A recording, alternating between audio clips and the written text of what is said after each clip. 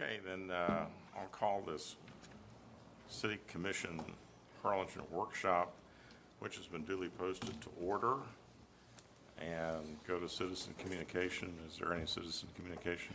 I have none today. No, Nope. I have none. All right, then the next item is, the item on the agenda is 1, to hear presentations from the following firms regarding performance auditing services. Okay, Mayor, members of the commission, before we get started, I had talked to the city attorney about adding booth management. They were left out of the announcement. He said it was okay, since it was just a workshop. So there's going to be 3 firms presenting today. Booth management will be going first. Ernst Young chose not to do it through Zoom. They asked if they could come in person, so they're downstairs, and they'll be making the second presentation. And then Baker Tilly will be presenting third. Are they here? Okay, yeah, I talked to them. They know that they're going to have to go downstairs, and we'll call them back up. So, yes, we can go down. And so the first firm is already on Zoom. They're booth management. okay. So- I just had a question about, Yep. I thought when we met on this the last time, the commission voted that the next time we took this up, that the commission was going to rank the firms. And that's the item on the regular agenda. That's, no, that's. As I recall, there was a vote on that. We all voted that we were going to rank the firms. You're correct, Mayor. There should have been an item that places on the agenda by 2 commissioners, and that inadvertently, there was a miscommunication on my part and city secretary's part, so we added this without the signature. So what I did was I took the 2 highest ranked firms that staff had done initially, and they're added on this presentation. And the commissioners that had requested this wanted Ernst Young to make a presentation, so that's how that came about. All right, well, if nobody, Well, I have some questions. Remind me again, why are we doing this? Commissioner, this was something that the commission had wanted to have firms present to conduct a performance audit. We just need to know what specifically there are to do before we negotiate a contract. And then, once we know the direction of the audit, staff can negotiate with the actual firm and come back to you guys and figure out if that's something that you still want to carry through. yeah, so my concern was that it seemed like there was a decision that was made outside a meeting. Because the last time we talked about this, the commission was going to rank them and then decide who to invite. And now the next thing that happens is, instead of that happening, we have, someone has selected 2 or 3 of the firms, or 1 firm, or whoever, however many. I'm not fussing at you at all. But let's go ahead and move forward. We only have an hour, so let's hear. I still have questions. So, but why is the city commission doing this? Commissioner, I don't know what the extent of the audit is to be. I'm going to wait for direction whenever there is an action item at the regular city commission meeting to see what it is that these firms are supposed to do. Staff initially went out for RFQs at the direction of the city commission, and we got these firms that responded. Staff is not aware of what their purpose to do is until we get direction from the commission during the regular commission meeting. Okay, and then you said 1 commissioner ranked the firms and liked No, Ernst Young? staff did. Staff Staff liked did, yes. Ernst Young. Yes. Well, actually, the staff member that ranked the firms was the city auditor, Yes, Danny sir. Coyle, because we, as a commission, also asked him to do that. Yes. And I know, and he submitted that. But in terms of the rest of the commission having an opportunity to rank them, I haven't seen that happen, other than perhaps outside the presence of a meeting. And what I did was, not having any type of ranking system, I used what staff had done internally to pick the 2 highest, and then the other firm that. Okay. All right, well, then your recommendations, we start with Ernst and Young. No, start with booth management. Booth management? Okay. They're the ones that are up on the screen.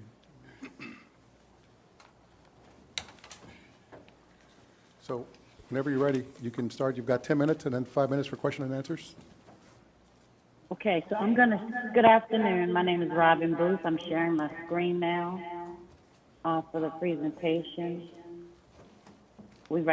Thank you first of all for the opportunity to make this presentation.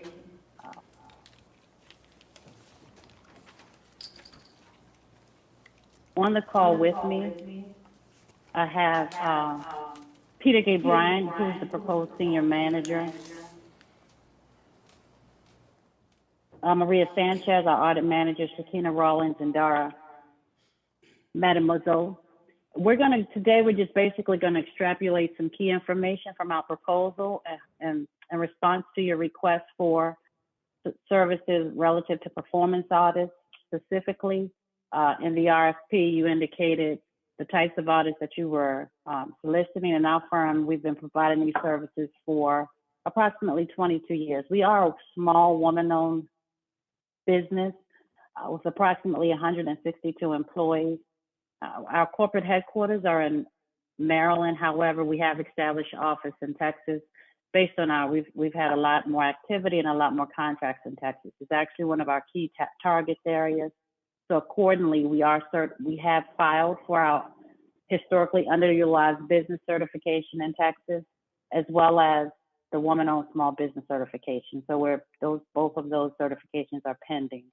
As it relates to the requirements of your contract, from being able to financially perform on the contract to the various insurances, as this slide demonstrates, we have all of the required insurances. We are a licensed CPA firm, having successfully passed the the peer review firm audit on multiple occasions. And we have, between line of credit facilities and just working capital, more than adequate to provide these services. Just some backdrop on our experience in Texas. We're currently working with the Texas Department of Housing and Community Affairs on work very similar to what is sought under this solicitation. We are also working with the City of Houston and recently have been awarded multiple contracts in the state of Texas providing performance audit work. The requirement from the solicitation, you're looking for on-call performance audits in the areas of financial, compliance, operational, and investigative. Those were the key types of performance audits that were included in the solicitation. And we recognize that these are on-call based on the needs or requests from the mayor and the various commissions. Having worked on similar engagements where it is on-call, we've established a task order process to the extent that as needs are being identified and you provide information on the scope of work that you're looking for, we then were able to provide a budget, the estimated hours, and the level of effort so that you all can make informed decisions on an audit by audit basis, consistent with the requirement.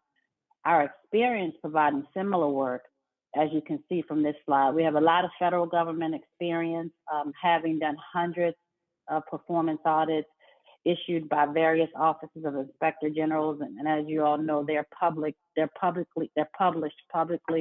So fortunately, we do have a lot of our audits that are available to the general public. On the state level, we've been doing the audits for the state of Maryland, for Mississippi, as I said, similar work for the state of Texas, and we've actually audited for the federal government various state and local city municipalities. Our overall process, we always believe it's important to have what we think are the key areas of concern relative to, so the key areas to be successful. It always starts off with a good contract kickoff meeting to understand what both parties are agreeing to, what the expectation for the requirement is. And then we have a strong task order award management. We take things like conflict of interest, non-disclosure variance, and very important. As I previously stated, we are a peer-reviewed firm and meet the requirements for continuing professional education under generally accepted government auditing standard, GAGAS requirements, as well as other state regulatory requirements from AASHTO to other requirements. So we take our conflict of interest, our independence, and our non-disclosure very seriously. Even prior to COVID, we have consistently, our project tools and systems are all web-based or in secured environments. So we've utilized technology to be able to provide high-level auditing work programs, electronic work papers, project management. All of our work is encompassed in a project management system that all of our team and staff members have access to. And that really allows us to ensure we meet deadlines, and we have the various flow of quality control and understanding the various iteration of reports as they're going from draft to final to ultimately issuance. Communication, we believe, is strongly important. So we've come up in our proposal, we discussed further our communication plan to make sure that the city is involved, to make sure our audit team is communicating with those that have requested the audit to ensure we meet your expectations. And needless to say, risk mitigation. We identify risk early on in the process, and throughout the process, we maintain a risk control log so that if as issues arise, we make sure we bring them to your attention as soon as possible and then work to resolve them to minimize the risk. This slide just gives you an overview of our project tools, from our project management system, which is web-based, to our knowledge base. We keep all pertinent directives, work programs, reference tools. We have training videos for our staff to ensure consistency throughout our performance audits, as well as a strong library. We use electronic work papers. Our accounting and job costing system allows us is electronic so that all actual time being charged is readily available, and this will help us to meet the cost controls and as it relates to any budgets or firm fixed price engagements relative to performance audits. And we have one-stop communications from, like everybody else, virtual and remote, but we do have 24/7 help desk services, and that's because we have staff not just on the East Coast, but on the West Coast as well. So although we are a small firm, we actually operate from the East to the West Coast. So from a task order, as I said, our task order management system is automated. So from the receipt of a request, you all identify an area where you would like a performance audit. From the receipt of that, what we're calling a task order, we then provide you with, if it requires a technical proposal or an audit approach on how we would achieve that objective of the audit, as well as the associated costs, so you can make an informed decision. And then at that point, we actually can go through the task order execution where we complete the audit, and we do a task order closeout so that we can make sure that whatever the initial budget was and deliverables were, we have a closeout process to verify that we've met not just the budgetary goals, but the deliverable goals as well. As just our core audit team, because on any on-call audit service, you have your core team, which is comprised of your audit managers, your senior managers, as well as our project coordinator, and then our technical writer, because writing the report is it's critical and key to having a successful final deliverable. So our core team all are on the call as we speak, but this team would be involved in any audits that were awarded under task order. As it relates to our bench or our capacity to actually perform the audits, in this slide, we kind of tell you how many, not from the audit positions, how many people we have currently available that are full-time employees and what would be their qualifications and education. Anytime you have an on-call effort, you have to be able, as I said, the core team, but then have the capacity to meet any increases in volume of workflows or fluctuations. Overall strategy from our post-award to ensuring we have the correct general audit procedures, to negotiating or determining, depending on the type of performance audit, what those specific audit procedures, as well as we talked about our process for expedited audit requests. That's a part of what's in our technical write-up for our solicitation. We work with many agencies that need, especially investigative, where they may need an almost immediate turnaround. And we have a strong process to be able to meet those needs and those resulting deliverables. This goes back to our ability to have bench staff and to have the capacity to respond timely. Quality control is key. So we would have a quality control plan specifically for this contract based on the type of work being performed and the proposed staffing. And I've already discussed how we ensure that we have the 40 hours minimal annually of CPE hours consistent with GAGIS. Just from an on-call, for any audit, we would have an audit plan. It's required to have an engagement letter under GAGIS. We would work with you with the initiation and notification process, depending on the type of performance audits being performed. We would always have an entrance conference. Our overall audit approach is risk-based approach. So we're going to do a risk assessment, and based on that risk assessment, we'll determine the nature, time, and extent of our sampling, and ultimately whatever we agree to as the reporting requirements. But all of our reports would be consistent with GAGIS in that we would have an objective, a scope, and a result.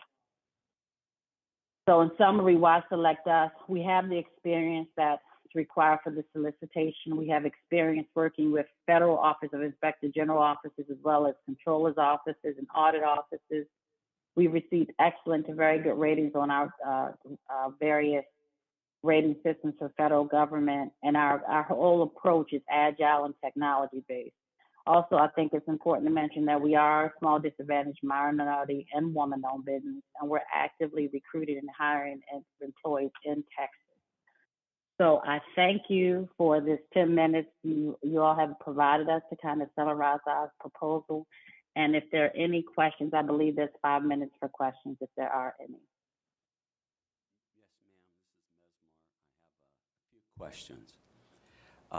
Have you spoken to any city commissioners prior to this meeting? City commissioners in the city of Hollinger? Yes. Hollinger? No, not at all. Okay. Okay. And what is your entrance fee should you get the contract? What does it cost us up front?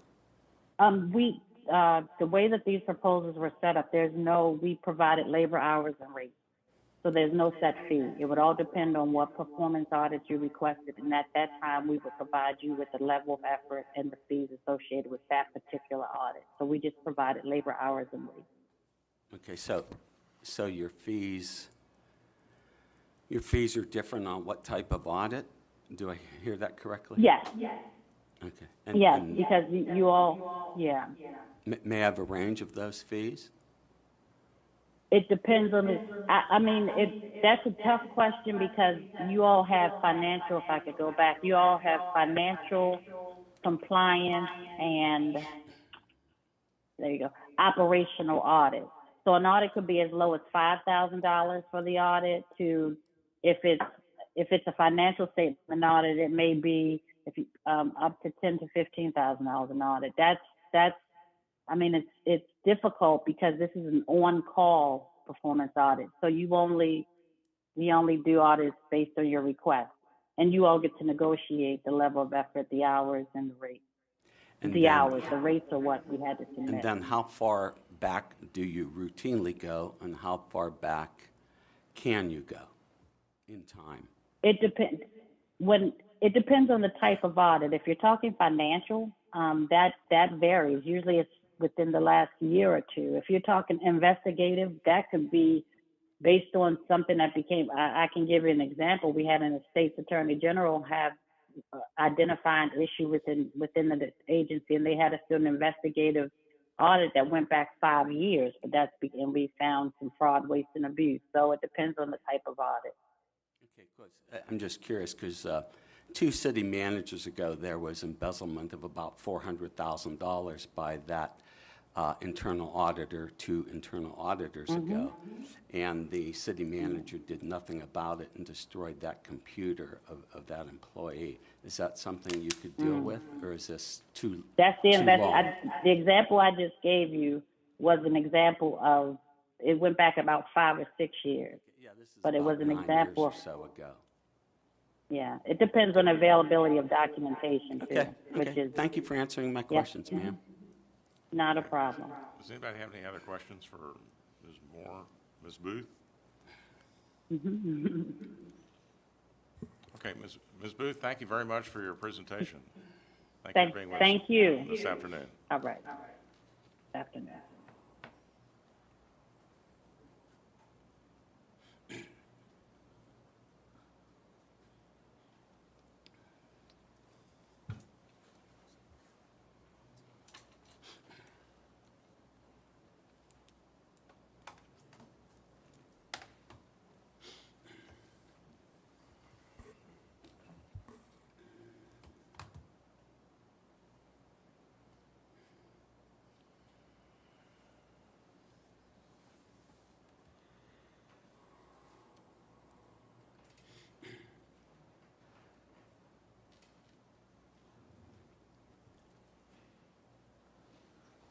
Mayor, the next presenters are Ernst Young.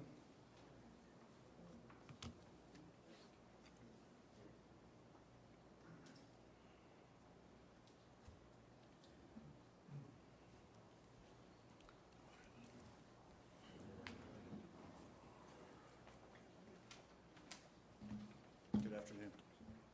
Welcome.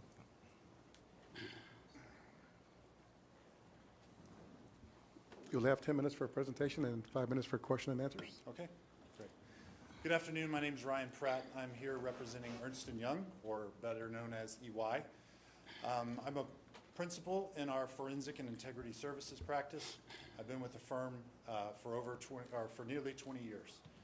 I'm here with my colleagues, Neil Masterson, who's a managing director in our business consulting practice, and Mona Rapani, who is a senior manager in our forensics practice.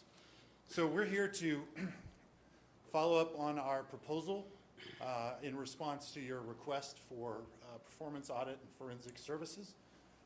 We believe EY is uniquely prepared to serve the city of Harlingen for three main reasons. One, the strength of our firm that we bring to the city. Two, the strength of the team that we bring to this process and the skill sets involved. And three, the approach that we'll bring to the audit process to make it more efficient so you can maximize the impact that it has on the city.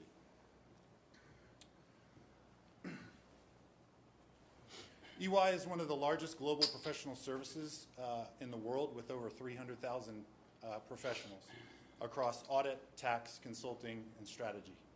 In the U.S., we have a dedicated practice for internal audit and forensic services with over 7,000 professionals. These professionals bring a wealth of experience across all sorts of internal performance and forensic audits.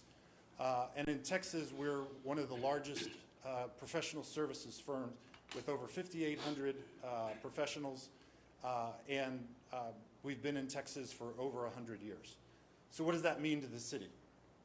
It means that engaging with EY affords you a unique opportunity to access thousands of subject matter resources to address virtually any issue that may come up in an audit. We also have the flexibility with our resources in Texas to scale up or down to meet the city's needs as it goes through its audit program.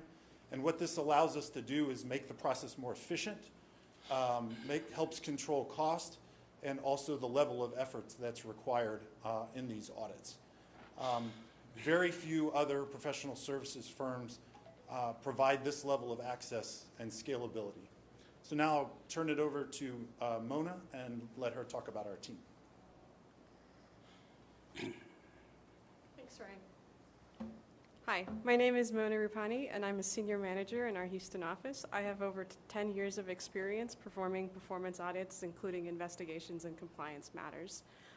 As Ryan mentioned, we are confident that we've assembled the right team to meet the City of Harlingen's current priorities as it relates to performance audit services, but also to provide meaningful insights as you consider shaping your priorities in the future. The team leaders we have here today are experienced in performing a variety of performance audits, including compliance, investigation, and financial audits.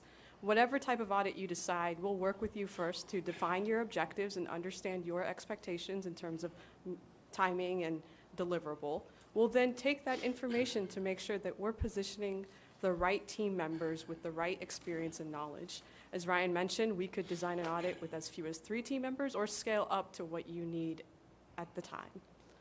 Further, we'll seek out opportunities to strategically leverage our subject matter resources across the breadth of the firm.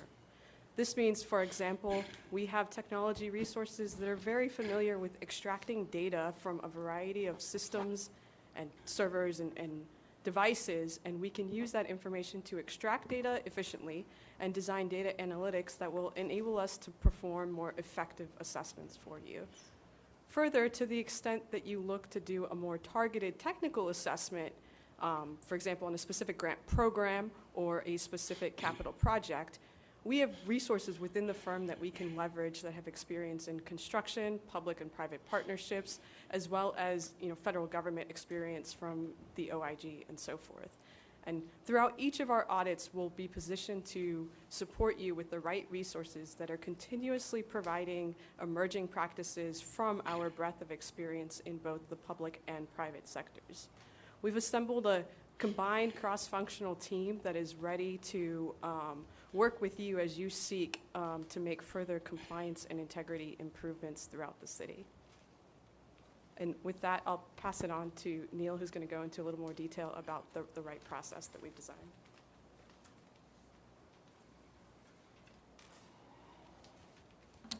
Thank you, Mona. Hi, I'm Neil Masterson. I'm a managing director with EY based in Austin. I have over 26 years of experience in audit and controls. The slide I have here is a bit of a snapshot of our approach to doing internal and performance audits. And there's a lot of detail on this slide, but I'll highlight a few areas that we think will be of most benefit to the city. First of all is that we are flexible. Our methodology supports that we take a very flexible approach and dynamic approach to planning each audit. And what that means is an audit can be something very short, like a virtual quick desktop review, all the way to the other end, which would be an end-to-end deep dive of a process where we go and do lots of interviews, lots of data analytics, as Mona mentioned, and also some sample testing. The flexibility of our methodology allows us to really provide the right scope for each of your engagements and tailor it to your risk appetite and also to your budget. We also bring innovation. Because we perform so many audits as a firm and we have so many professionals, it's really easy for us to get to the subject matter resources that we need and also the leading practices that we can bring to bring more value to each audit project. We also bring data analytics. We use facilitated brainstorming sessions that are anonymous, and we have other tools that can bring more innovation and insight to each individual audit. So the results of these approaches and these tools that we have are greater insights for you and for the city. And you'll notice that this methodology is somewhat circular in nature, and that's on purpose. The insights that come out of each audit are really meant to inform the city and the commission in a number of ways. One, it helps you to prioritize what are the action items that you need to take coming out of each audit, and how do you really prioritize based on risk what needs to be done. It also informs the broader enterprise risk posture of the city as well and gives you that broader view. And then it certainly informs us in the audit process, so it helps us to continually improve based on what we've learned, and also gives us insights on what future audits might be most relevant to you all. So, and then back to flexibility, we are also very flexible in terms of how you can work with us. So if you choose to engage us for specific performance audits with very targeted scopes, we can certainly do that. Or as many of our clients request, we can actually do a risk assessment using internal data, using some external benchmarks, and really bring you some insights into what would be the highest performing, highest value audits back to the city. And so that's another common approach that we take. We're very flexible in how we work with you all to support your needs. So as you can tell, we're very passionate about internal audit and performance audits and how that can really improve the control environment of our clients. So we appreciate you hearing out our passion here. And with that, I'll pass it back to Ryan. Thanks, Neil. So with that, we just want to say we're very appreciative of you inviting us here today and letting us respond to your RFP. That concludes our comments, so we'll open it up to questions. I have questions, if I may. I'm well familiar with your firm. Okay. Is there a cost to walk in the door? Well, we're here, and we're not charging you anything. Okay, and then So- how do you charge the city? So what we do is we will work with you to build a plan for what you want an audit to be. So if you say, I want to do a performance audit here, I want to do a forensic review there, we'll meet with you to set a scope up. And once we have that scope agreed to, we'll provide you an estimate, a budget for what that entails. And that will be our not to exceed without your approval. So we'll provide you that scope and that budget, and here's what we think the number of hours it's going to take. And then as we work through that, and that will be kind of our approach and how we charge. So we're not going to charge you to pick up the phone to ask a question. Yeah. And then how far back do you go How far back do we go? in auditing Well, this city? This city? Yes. We've never audited this. No, no, no, no. I mean, you got the contract.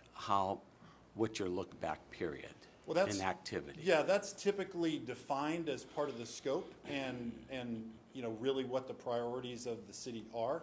So we have, recommendations for that based on, the type of audit that's being performed, but it's not prescriptive per se. Okay. And then, who will you directly communicate with? We will directly communicate based on who the project manager is for each audit. So if an audit is being held by the commissioners, we would report to the commissioners. It's being asked by the mayor or someone else, we would report to them. But typically what will happen is there will be an assignment of a project manager, and we'll interact with that project manager. Okay. And then, you mentioned the city commission. Can any city commissioner ask you to look at any particular area at any time, or does it have to be the plurality of the city commission? I think that's probably something for you to decide as a commission, and something that would be worked out in whatever contract that we use to engage with the city. So that power would probably be better left in your hands. All right, does anybody have any other questions? All right, we appreciate you being here this afternoon. Thanks Sure. for making Thank the you. trip down. Absolutely. We very much appreciate it, and would be happy to work with you all if we're chosen. All right, thank you very much. Thank you very much. Mayor, the last firm is Baker Tilly. They were going to be on Zoom.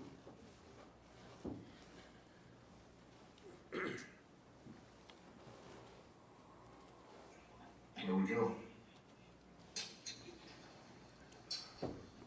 Okay, welcome to the meeting. You'll have 10 minutes for a presentation and then 5 minutes for question and answers. So you can begin. Ready. Thank you very much. We appreciate the opportunity Here. While Stacy's getting our presentation up, I'll introduce myself. I'm David Eisenlohr. I'm a managing director with Baker Tilly in our Dallas office, and with me is our national practice leader for our public sector internal and performance auditing service, and Stacy Gill out of our Austin office, who works in that practice as well. Stacy, can you share the screen? And I'm going to ask Kyle to take us to get us started. There we go. Great. Well, good afternoon, everyone. Very much appreciate the opportunity to be with you today. We'll be sort of shorten our remarks to make sure we meet the timeline. Again, I'm Kyle O'Rourke, and I lead a lot of our performance audit and internal audit work in the public sector. Stacy, if you want to jump to the next slide. Put names with faces. David went through our introductions. I would just add that I lead many of our projects in the public sector, including our work with the City of Dallas, City of Palo Alto, California, some work with some state agencies here in Illinois, essentially exclusively serve public sector organizations, including state and local governments. Stacy or David, would you like to add anything to your intros? I'll just briefly outline myself. I've spent my career both in consulting and before consulting in Texas local government. I was a budget analyst in the city of San Antonio, an assistant city manager in Grand Prairie, and then have been doing strategy and operations and organizational improvement consulting with units of local government in Texas and across the country since then. And hello, everyone. Stacy Gill. I'm a senior manager in our public sector practice. So I've been with Baker Tilly for about 10 years. And the time that I've been with Baker Tilly, mostly providing risk advisory and process improvement services to my clients. So that's been specifically in the public sector arena. Ultimately, efforts focused around ensuring that our clients are aware of and managing their key risks, and that operations are efficient and in alignment with strategy. So my role on this would be serving as the overarching project manager and key contact from the Baker Tilly side. So thank you for this opportunity. I'll hand it over to you, Kyle. Great. Really, the gist of this slide is that Baker Tilly is a large firm. We feel that we're also right sized and the right size for you all. You'll see a lot of numbers on here, but ultimately on projects like this, we look to bring the full power of the firm to bear for you all. So you'd be served primarily by the folks on the line today, but as new needs arise, we'll bring in some of these 4,600 team members to make sure we're meeting your needs. Construction audit specialists, IT audit specialists, and the like. And we'll get into more of that as we go here. In terms of our Texas credentials and our office footprint in Texas, on the next slide here, we have some important data points. We have 6 offices in the state. We have over 400 professionals. We have a number of years of experience serving in the state, and we have a number of public sector clients in the state of Texas. I mentioned the city of Dallas being a very notable one. Ultimately, what this means is we have a nationwide firm. We have those 4,600 folks that can serve, but we also have primarily some local government specialists within the state that will be able to service you as a client, and we look forward to having the opportunity to do so. All right, and just to give you a little overview of, Baker Tilly's approach, I would say across all of the internal audit and related services that we provide, whether it's as an outsourced internal auditor or, kind of a co-source partner where we're performing audits at the request of the client, our focus is really on providing value. So for us, instead of having just a check the box approach, we really try and go into each audit from a strategic perspective and consider the organization and the culture, and make recommendations that really fit your priorities and characteristics. So just to say, one of the common things that we do hear from our clients is that they enjoy working with us. So audits are never fun for the auditee, but we've got a team that's personable and knowledgeable. So we're really able to, make the process as painless as possible, and we're able to provide that independent assurance without being intimidating. And our approach is grounded in best practices and standards. So that would include Yellow Book, that includes Red Book, which is the Institute of Internal Auditors, IPPF, the AICPA, COSO, on the IT side, NIST, COVID, and of course the list goes on there. Our team within public sector advisory is required to fulfill Yellow Book requirements for governmental related trainings each year. And we use tools and templates throughout each phase of our audits, which have been developed, to facilitate compliance with these very standards. So I'm sorry. Go ahead, Stacy. So this slide is just intended to show the breadth and the depth of our capabilities, from very traditional focus areas of audits through organizational performance improvement, which we understand performance audit is your principal objective here. But we have the capabilities to really dive into any area of concern that the commission or the management of the city might have, whether that's cybersecurity, fraud and forensics, construction, capital program auditing, or financial management. So we're really a full service, broadly capable of meeting the kinds of needs that a municipality of your size might undertake under this kind of a program. Next, Stacy, sorry. So just a next couple of slides, and I'll be careful not to read to you, but I wanted to give you just a snapshot of some of the examples of similar organizations, cities, or municipally operated utilities, and the kinds of functional areas that we have done work in. And it's finance and administration and human resources and public works and parks and police and fire. We've got experience in virtually every local government service that you provide. and have done a variety of things in those areas, whether it's structure or staffing or process or technology oriented. Our team has the capabilities to really cover the waterfront in this in your industry and for your needs. Next slide. So it's my job to sort of wrap this up, and I think we're ahead of time a little bit. We know you have a choice to make, and our job is to make the case that that we're your best choice. I'd say this. Kyle alluded to this a little bit. You're seeing three of us, but our team is exceptional. We have a team of consultants that are fully dedicated to the public sector. That's what they eat, sleep, and breathe, and do so in a very, very responsive, collaborative, even collegial way.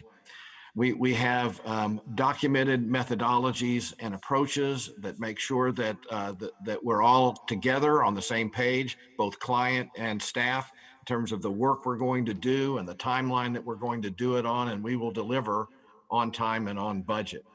We've sort of said this several ways before, but we know local government. It's what we do. We've got people like myself who have been in leadership roles in local government. We've got decades of experience collectively serving cities across the country. And Kyle also alluded to this. We are a large, substantial firm, ninth largest of our type in the country, but we operate and bring to our clients an intimacy, if you will, of a small local firm kind of experience. We're very responsive and very, very focused on meeting your goals, your needs, where you are. And the last thing is we're ready to go. So as soon as you make the decision, we'll be prepared to roll up our sleeves and go to work. So with that, we'd love to answer any and all questions. Yeah, I have a few questions. This is Mesmar. Is there a cost for you to enter the door should you get the contract? No, sir. My understanding is that at the time we're awarded the contract, we will be available to you to begin projects that the commission or the commission in consultation with the city manager decide are where your most important needs are. So there's not a subscription fee or a pay to play kind of a arrangement. We'll develop a budget and a task plan, and we'll agree on the scope of that project that you want us to perform, and then we'll invoice you with, when we start doing work. And then how do you charge? Is this an hourly fee or what? You know, that can vary by the type of engagement. Most of our engagements are fixed professional fees. So we will agree on a scope of work, and we'll attach a price to it, and we'll deliver that scope and those deliverables for the agreed price. Kyle, do you want to weigh in on that a little bit? I agree with what you said, David. I think to the first question, there's from time to time certain ramp up costs. So, for example, you might have questions. Hey, have you ever seen this before? We're dealing with this problem. How can Baker Tilly help? What specialists do you have? Those types of questions and the kind of conversations that ensue that are pre-statement of work or task order development, we write all those costs off. So not only is there no initial cost for startup, but throughout the life of our relationship, we don't charge you for, the discussions that we need to have in order to identify the projects, who's going to work on them, the scope of work, before we even get to signing sort of a statement of work. That's all I need to add. Should you get the contract, how far back in the city's history do you go back and look at stuff? I mean, is this a 1-year look back, 3, 5, 10 years? I'll go ahead. I think that's dependent on the nature of the work that we specifically conduct in the project itself. Typically, we do a 12 to 24 month look back in our work. Going beyond that, there's typically staffing changes, policy changes, potentially even changes to the law, depending on the nature of the work that we're doing, and thus might not provide much value. However, we have in certain circumstances gone back 5 to 7 years. It just really depends. Okay, and then have you spoken to any city commissioners prior to this meeting? No, sir. Very good, thank you. All right. Does anybody have any questions for Baker Tilly?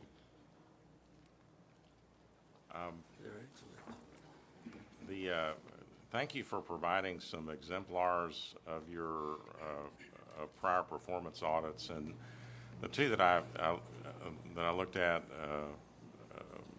closely were the city of Warsaw, Indiana, which is a city that's a little bit that's smaller than Harlingen by about half, and then you had you had one for the city of ABC, a performance audit of ABC Utilities, and you had about 10 areas that you did a performance audit on for them. And then I note on your PowerPoint presentation you had a citywide internal audit and risk assessment for the city of Louisville. That's right.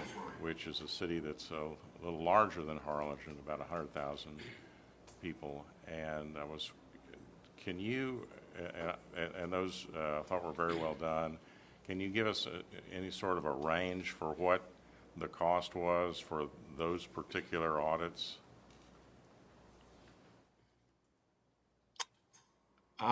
Stacy, I'm not going to hold you to it like, we're not going to hold you to a number, but if you could give us a range to give us an idea of, to sort of compare what you did on these other performance audits and what the cost associated with that was. so I can do several of these because I've been directly personally involved. Stacy, if you go up, is this our first slide or go Well, up? I think David, he's specifically asking about the sample reports that we provided with the proposal. And I guess I don't know for sure for those specific ones, but I would say in general, for a performance audit, those are usually going to go anywhere from, I don't know, Kyle, on average from maybe 40,000 to 75,000, depending on the scope.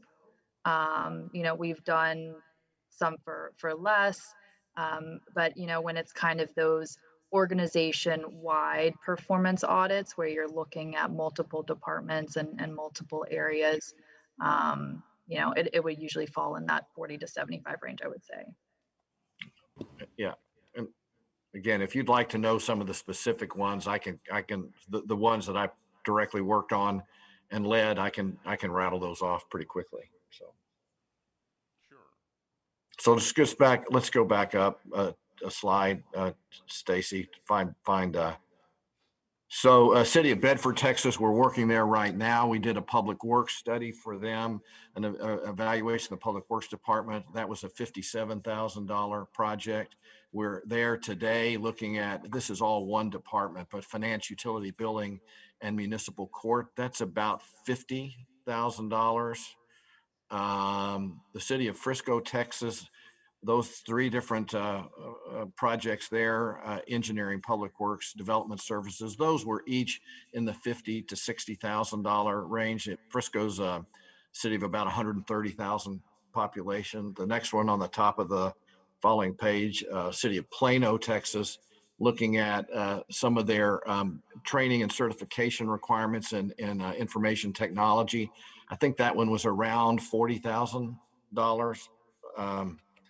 Denton, Parks, Rec, Code Enforcement in the $30,000 to $45,000 range. Very good. Thanks for that. That's very helpful. Okay. Are there any other questions for Baker Tilly? All right. Well, thank you for participating tonight. That would wrap it up. That's correct, Mayor. Okay. So thank you very much, and that will conclude the workshop. The City Commission meeting will begin in about 10 minutes. Thank you.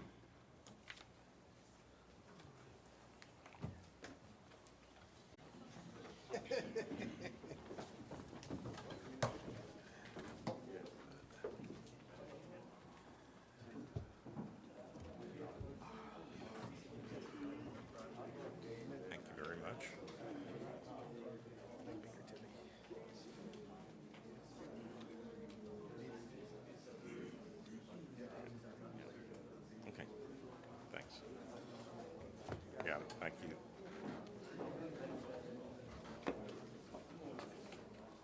Thank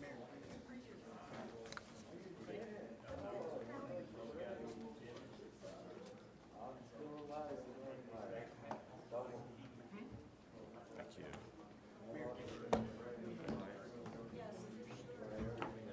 Did you hear me? I don't know if you heard me or not. I heard you, but I was.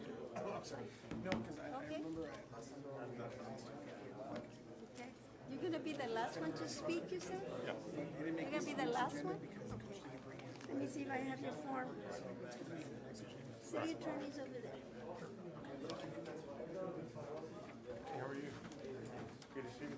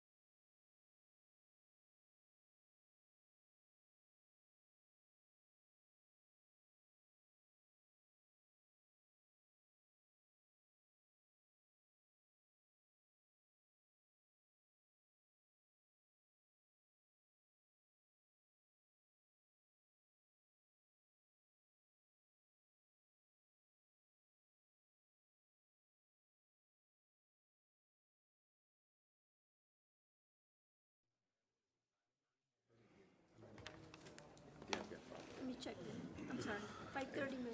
5:30. All right.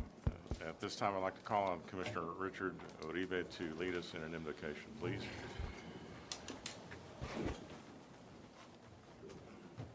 Wanted to read a short prayer that a really good friend of mine sent with me during a really trying time when I was going through some difficulties, and I thought it was pertinent to share that prayer with you. It's very short.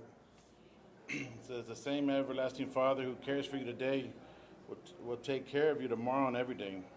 Either he will shield you from suffering, or he will give you unfailing strength to bear it. Be at peace and put all anxious thoughts and imaginings aside." Amen. Amen. Please join me in the Pledge of Allegiance.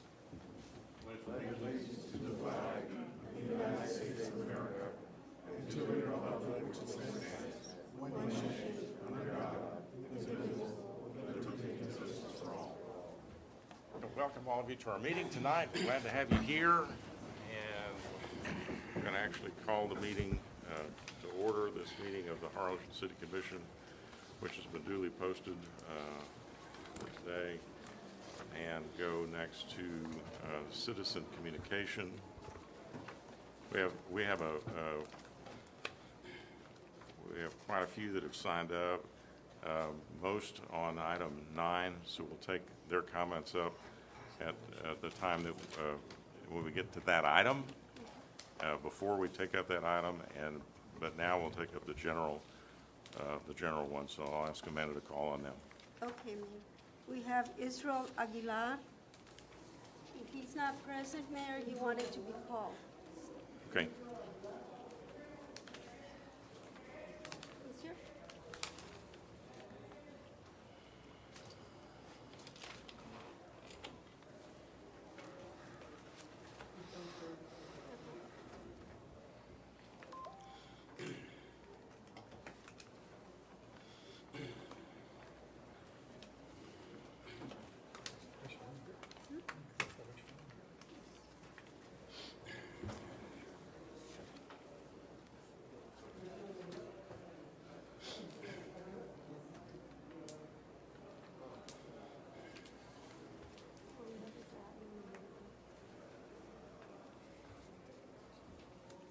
Okay, Mr. Aguilar, please state your name and your residence. Yes, good afternoon. My name is Israel Aguilar. I live on 28136 Cook Lane in Harlingen.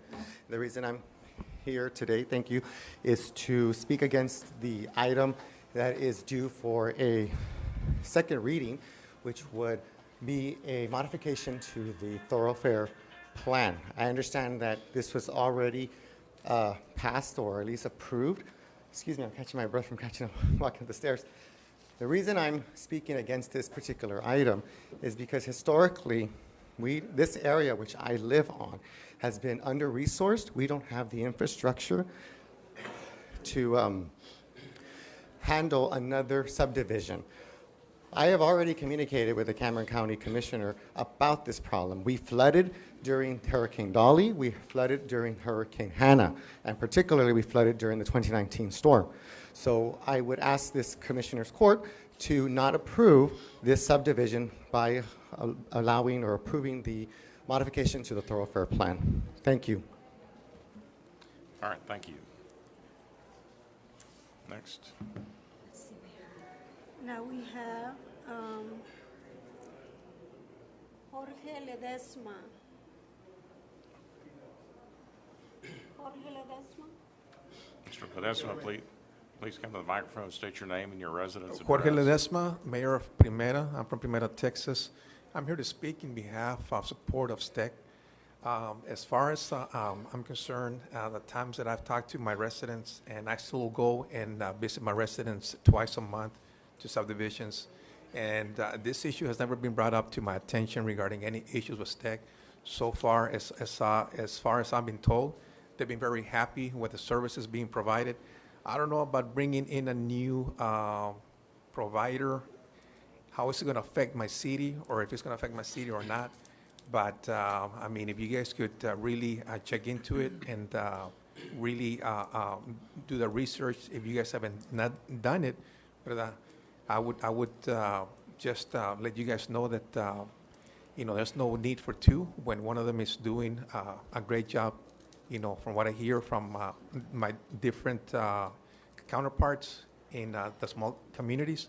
So, I mean, if you guys can really check into that and just stick with one, I would appreciate it. Thank you. Thank you for being here.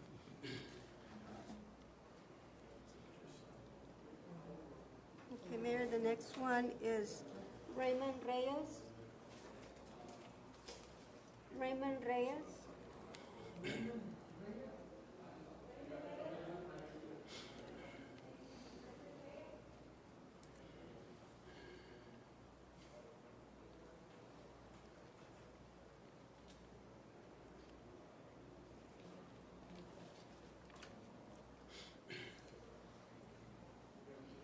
No? Okay. Should I call him, Mayor? He Okay. said he would speak in person, so I'll go to the next one now. Lisa Mata.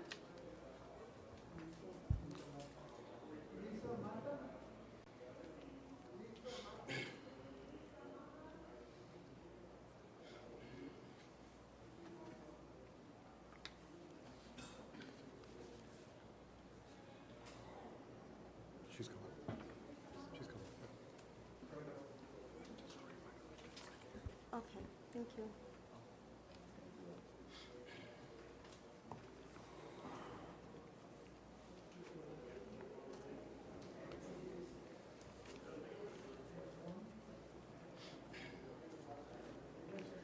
Good evening, ma'am. If you would just please state your name and your residence address. Okay. My name's Lisa Mata, and I live at 2517 Clifford Street. Sorry, I'm a little winded, had to climb the stairs. I wanted to speak to the flooding that happened a couple weeks ago, specifically the area of Loop 499 and 25th Street. In that area, there was tons and tons of water, and we normally don't get flooding like that. Excuse me. I understand it was an unusual rain event, but in that area, we don't usually get flooding. And that corner, there was so much water that I saw two cars submerged. All you could see was the top of their vehicles. And I live right there. There's 4 duplexes that are being built on that corner, and somehow it was approved, even though that they're in a flood zone, that lot between, Clifford Street and the Loop, it's a flood zone there. And they have built up the land to where now the slope of the land has been changed. And usually that whole area drains into the arroyo, but now it's being dumped out into the street, right there at that corner. I don't know how that got approved. I don't know who's been watching over that. I don't really know much about land development. But I have been watching out the back of my house because it's right behind my house, and they have brought in trucks and trucks and trucks of dirt. They have built it up to the same level of our house, if not a little bit higher, and they've totally changed the slope. So now the water is running into the streets rather than into the arroyo. I just want to point that out. I'm not sure who is doing the approval of these type of projects, but they're not paying attention to that aspect. 2 minutes are up, Mayor. All right, and it's not right for that to happen in a flood zone to the detriment of the other parts of the neighborhood. Thank you. All right, thank you. The city manager will have somebody contact you and follow up with you on this, all right? That'd be great, thank you. I have Mickey Boland. Oh, are you speaking on item number 9? Oh, okay. Because I didn't understand it. You said item P or item 9. It's a P, Okay. but it's not. That's it, Mayor. It's 9. Okay, so we're done with the other than number 9 items. If you want to speak now, you can, but that would be your. Do you want to speak now on item 9? You can speak. You signed up for item 9. If you want to speak now, come to the podium. If you don't, you can wait. All right.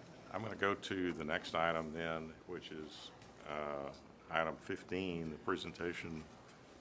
I think the city manager asked me to go to the addendum item, which is item 15, presentation by Deanna Young, representative from the Salvation Army, to report on what they are doing for the community of Harlingen.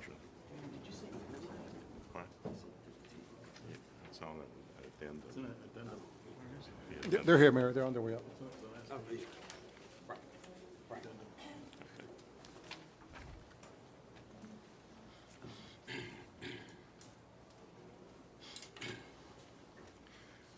Welcome. Good evening, Commissioners, Mayor. My name is Mrs. Young, and I'm here to introduce the new pastors and administrators of the Salvation Armies here in Harlingen. Captain Benjamin is originally from Hattiesburg, Mississippi, and his wife Wendy from Puebla, Mexico. They've come to Harlingen after serving for the last 11 years in multiple locations across Mississippi and Alabama. They have 4 children, Isaac 15, Josiah 11, Jonathan 9, and Selah 7. It is my great pleasure to introduce our new captains, Captain Benjamin and Wendy Duell.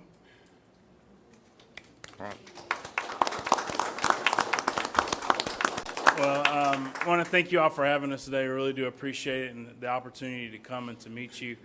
My wife, she's a gift giver. That's one of her spiritual gifts. So she's brought you all a gift this afternoon. But the Salvation Army, my wife and I, we've grown up in the Salvation Army. Both of our sets of parents are retired pastors and administrators for the Salvation Army.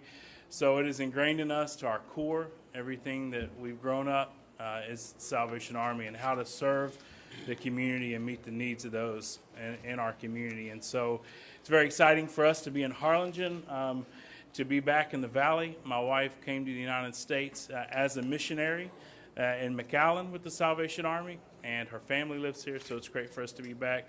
But we just want to, first off, let you guys know that we are here to serve all of your citizens. We are citizens ourselves in this community, and it is our desire to serve the community the best we can. The Salvation Army has adopted the slogan, doing the most good, and that is not a boast, but it's a promise to the people in our community that everything that you invest in the Salvation Army, whether that's your time, your volunteerism, your money, any resources that you as individuals or the city, we will do the most good with those monies.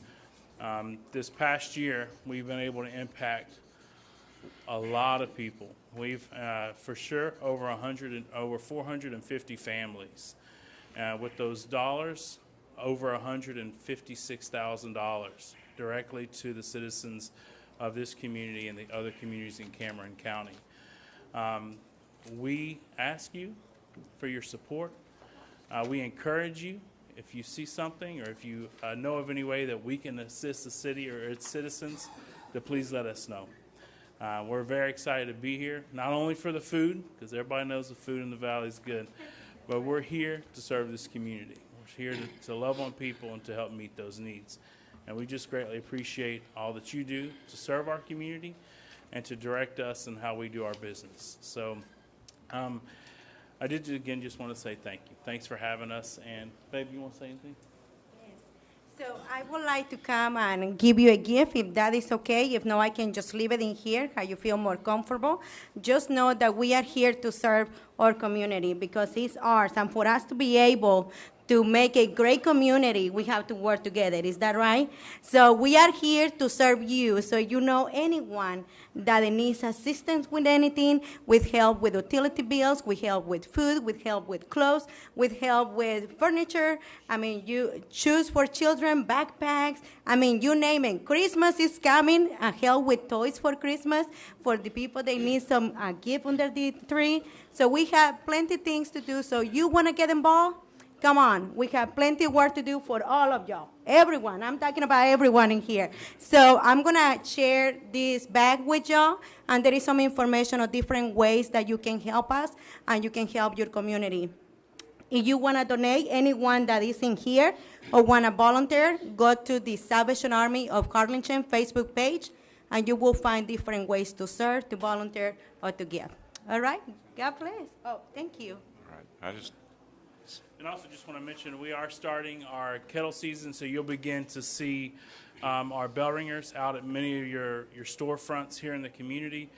It's the one big fundraiser the Salvation Army has for the year. And so we want to encourage you guys, everybody in the room, to give, because those dollars go directly back to the community. Also want to encourage you to volunteer. It's great for your city. For those of you who are leaders, to see their leadership volunteering to help them in their time of need. So I encourage you, and it's a great opportunity. It's fun to be able to get out there with the citizens, to meet people, and so you can do that. You can connect on our Salvation Army Facebook page as well, to our Register to Ring app, and you can volunteer, sign up as a city council, or sign up the fire department or police department or churches or whatever, and it's just a great way to give back to the community. So the dollars that you raise go directly back to our communities here in Cameron County and Harlingen. And Mayor, I just want to say that the mayor from San Benito challenged you, and he said he's going to raise more money than you. I don't know about that, so let's show him what we got, okay? We'll outraise that, Sandy.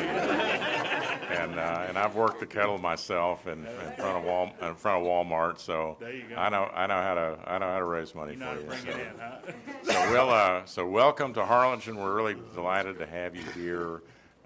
Anything we can do to help you, let us know. I'm going to take your word that what's in the bag is worth less than $100, so that we're okay with the ethics ordinance. Yeah, we don't have a lot of money, so. But it's a beautiful gift, and we thank you for that. The Salvation Army is a fantastic organization. We're so proud to have you here in our community. You do so many wonderful things for the residents of our great city, and so we thank you for all that you do. So, No, thank you. all right, thanks for being here tonight. All right, God bless you guys. Good night. Thank you. Thanks.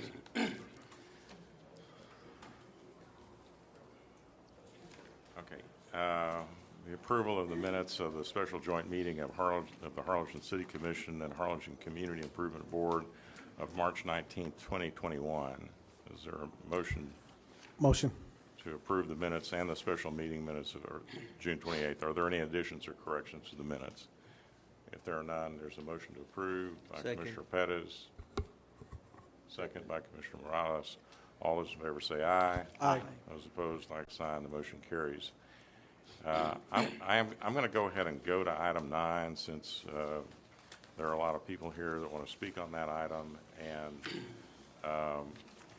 since a lot of these folks had to wait a couple of hours to speak at the last meeting, so I'll move that item up. We'll go to consideration and possible action to amend ordinance number 2017-30 to remove section 22-21, reserve right to grant exclusive contract for ambulance services in the city of Harlingen. This item was requested by Mayor Pro Tem Uribe and Commissioner Frank Puente. I make a motion. Well, I'm gonna. I'm sorry. Go ahead. I was going to make a motion. Well, I need to call for citizen communication. Okay. Before we go any further. So before we can take action on this, we need to call for citizen communication. Everybody who signed up for item 9. Okay, Amanda? Mayor. I have Lawrence Dunn, 2938 Lazy Lake Drive. Item number 9, he would like for his comments to be read. So I'm going to go ahead and read his comments. It reads like this. Oh, okay.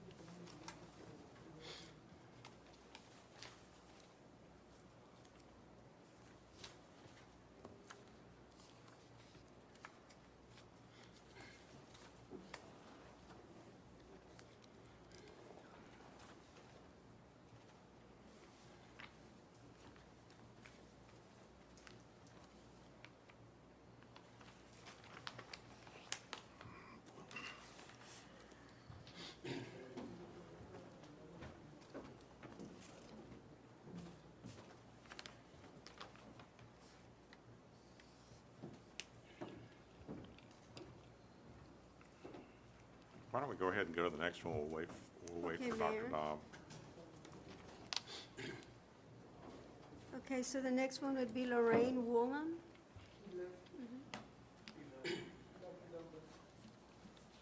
We'll go.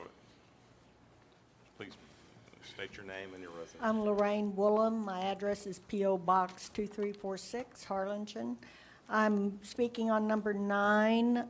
Very concerned. I understood from September 28th meeting that there would be a joint meeting with hospitals and the commission, and I was very shocked to see that this has been put on the agenda to make some changes without following through on what y'all had promised to do with the other groups involved along with STEC. So I'm here just to address that and hope that y'all will open it up and be willing to discuss this with the other entities involved in the ambulance service. Thank you. All right, thank you. We have Mayor George Rivera. Mayor, welcome. Thank you for being here tonight. We appreciate it.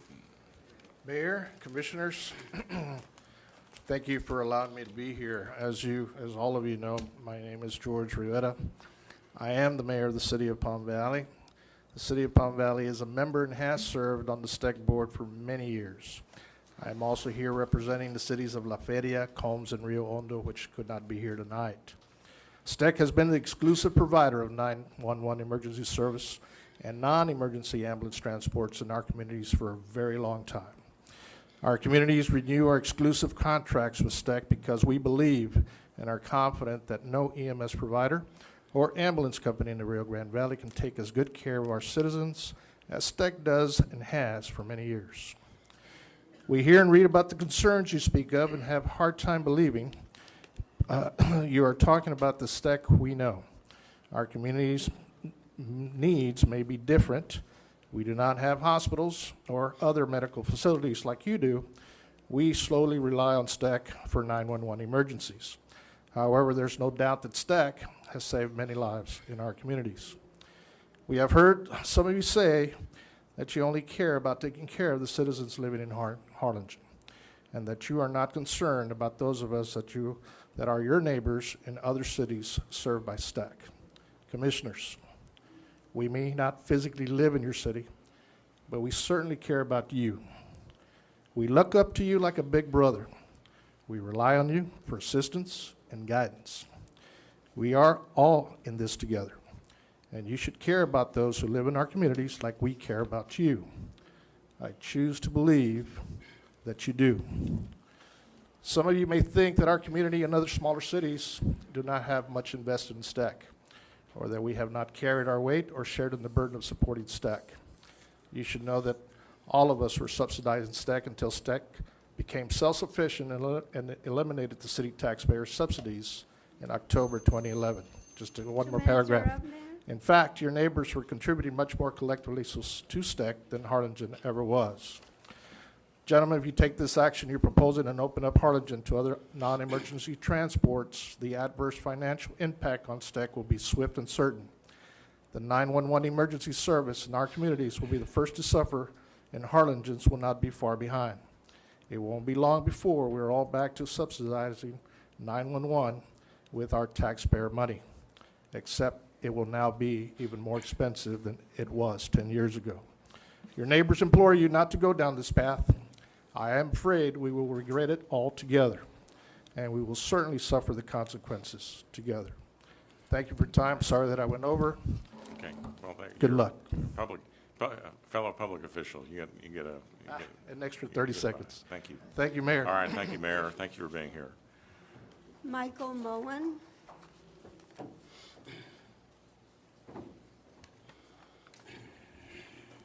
Dr. Moen, welcome. Thank you for being here Well, tonight. thank you. Mayor, City Commissioners, thank you for letting me be here. I wanted to just sort of echo what you're hearing, and there'd be hundreds, thousands of people who would tell you how wonderful STEC is, the impact that they've made, all of the services they supply to the city. One of my concerns and disappointments is that if there have been criticisms, it'd be nice to hear about them so that we could address them.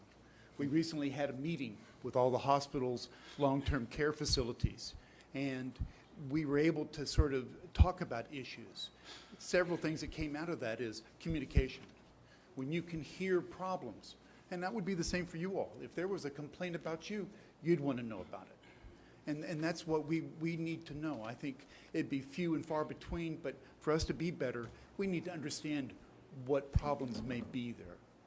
The big thing that came out of our meetings with the hospital, the long-term care facilities, was that there's a dire need for non-emergent van transportation of wheelchair patients, particularly after hours.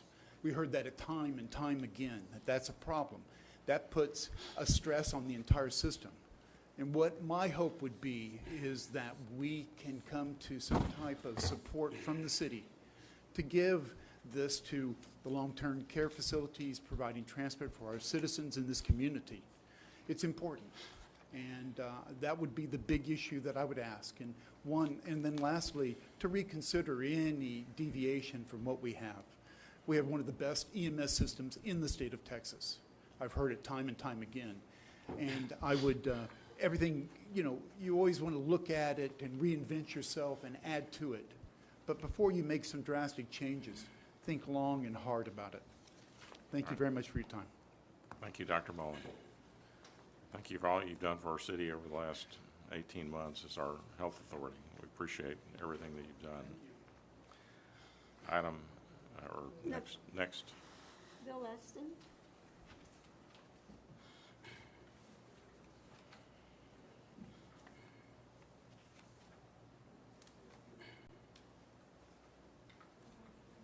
Good afternoon, Mayor and Commission. I'm going to take this mask off.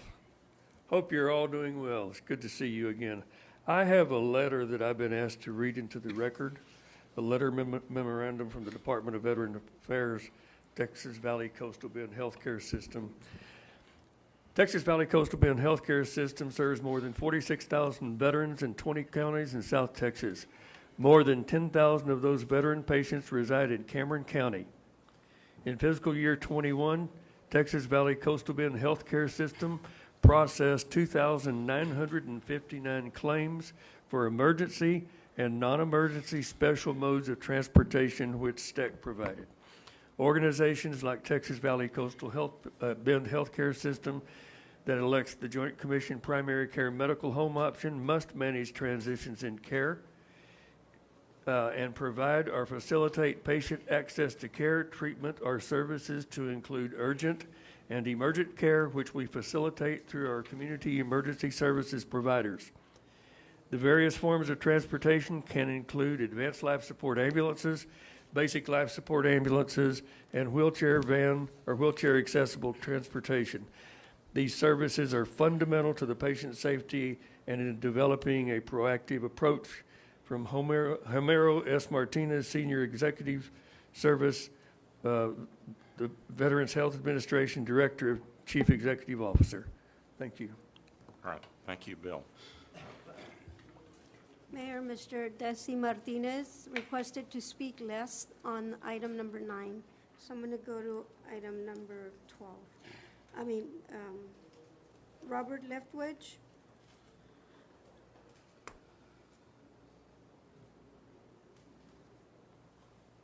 What happened to Desi Martinez? You don't want to speak?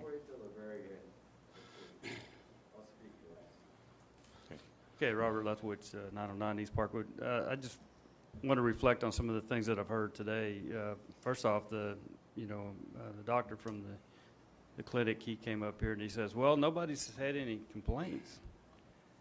Well, then on the other hand, we hear, well, okay, the long-term facilities have complained. I don't understand that, you can say one thing and then say something else. Well, let's talk about that. Nobody complaining. Let's talk about the long-term facilities because, Mayor, I think you called somebody's boss's boss who was up here complaining. And you know exactly who I'm talking about. You called all of the elected officials to come up here. You know what, guys? They could pass their own ordinances restricting outside support. They can do their own. They don't have to come to Harlingen.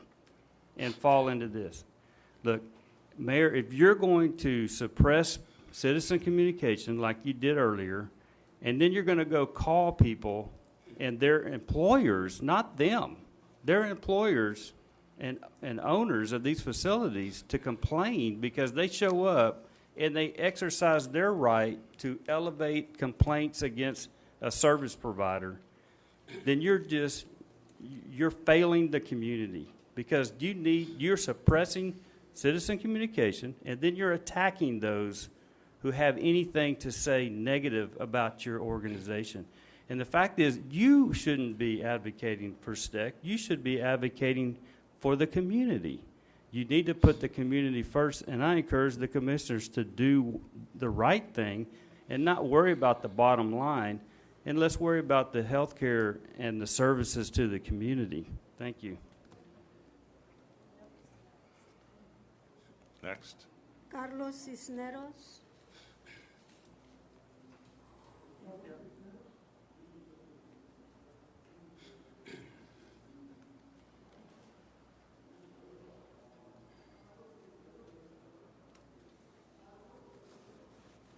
Did you skip Ms. Leonard, or did she?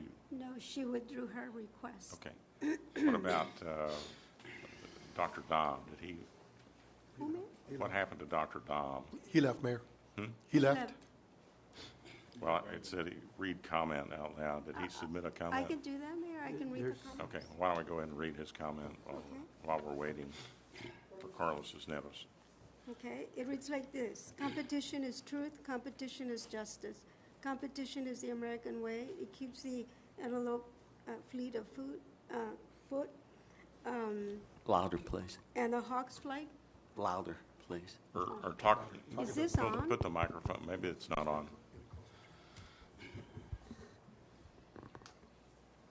True competition keeps America great. Furthermore, exclusive contracts are unfair, unjust, and un-American. Running a high-quality emergency ambulance service is very expensive. Under our current unfair, unjust, and exclusive ambulance service contract, the severely injured and severely ill have reliable access to consistency, top-rated EMS services in the field. The cost of this support is far beyond the means of the most vulnerable among us. The ambulance company is currently self-supporting, needing no subsidy from the cities it serves. Who will pay the actual cost of true emergencies in the future? And what will the quality of the first responders in our new open, competitive EMS arrangements? Do not make hasty, ill-considerate, or short-sighted changes in Harlingen's EMS arrangements. All right, thank you. Who's next? Was he Cisneros? Carlos? He left. Okay, he left. Okay, Mayor, it would be Mickey Boland. Thank you. Thank you, gentlemen, for letting me be here tonight. My name is Mickey Boland. I've served resident of Harlingen, 713 West Vinson, served on the EMS board for 24 years now. You know, I appreciate most of you on the City Commission have engaged with us over the last few weeks and days, and we really appreciate y'all doing this. This is an important and a complex issue, and we appreciate most of y'all reaching out to us to try to understand more about it. I'm the treasurer of the organization, and so I want to talk about one particular issue, and that's Commissioner Puente's comments on multiple occasions that he's not concerned about our revenue, or the quote he had in the paper yesterday, he's not concerned about our bottom line. Well, I want to tell you, those comments are at best short-sighted and uninformed. And I want to tell you why a healthy emergency medical service is important to you. We have over 90 employees, bulk of whom live and work in the city of Harlingen, shop in the city of Harlingen. Excuse me. We provide a great competitive wage to all of our employees. It's a very competitive field. We've had multiple raises over the last 6 or 7 years to maintain competitive and have competent professional individuals serving our citizens. At the last meeting, Renee Pettis talked about some of the free things. I just want to touch on those real quick. Actually, I'm going to skip that because my timer is running down.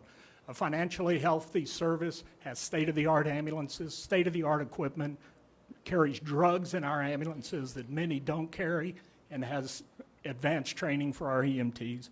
And on top of that, the city hasn't paid a dime for our service in the last 10 years. The last subsidy the city gave us in 2011 was almost $400,000. Extrapolate that over 10 years, we've saved the city $4 million. That's money you guys have been able to put to work: drainage, fire, police, community improvement issues. One of the things we talk about in banking is not having hope as one of our sources of repayment. We don't make you a loan, hope you sell that equipment, hope you sell that product, hope you get the next job. We want a plan. And so I would ask, as y'all go into this, that you don't make hope one of your plans for how this is going to work out. You're getting ready to step off a ledge without knowing what's down there below you. Don't hope it's all going to work out. Thank you. All right, thank you. The last one is Desi Martinez. Thank you. Desi Martinez, 1806 Haverford Boulevard. I'm a master's degree in government economics. And all I got to say is I don't know how this narrative has gotten this far without the right message. The right message, ladies and gentlemen, I am a 70-year-old Medicare insurance recipient, and there's many elderly, 65 and older, and injured, that have the right to choose. Not any ordinance, not any government. Under the Social Security Act, I have the right to choose. And I ask that you give me that right back. Today, as this ordinance you have presently ongoing for so many years has been a denial of my rights and an infringement of our rights of all elderly and handicapped, including the Medicaid recipients of the state. Why do many doctors don't come here? They practice this right, and they do it right. You're going around and round. I didn't know, this is not my lane. I do economic development and other government stuff. All I'm saying is do what's right. You can handle it. We can handle it. I pay 911 out of my cell tax. You know that, Mayor. Please don't turn the truth. 911 is doing fine. They have a reserve. I did research on that for a state initiative. So, please, I ask you, make the right decision. Give back the people their right to choose. And if not, please post it on a newspaper or a website, the justification where we don't have the right to choose under federal and state laws. Thank you. All right, thank you. That's it, Is man. that it? All right, that concludes our citizen communication. So we're back to the item 9. I was going to make a motion to, for executive session. Because there's some. Mayor, actually, I would think it would be beneficial to consult with legal Okay. counsel All right. So on we this have, issue. all right, we have a motion to go into executive session. Is there a second? I second. All right, all those in favor say aye. Aye. All right, ladies and gentlemen, we're going to meet with our attorney in executive session to discuss this item, and we will return. Thank you.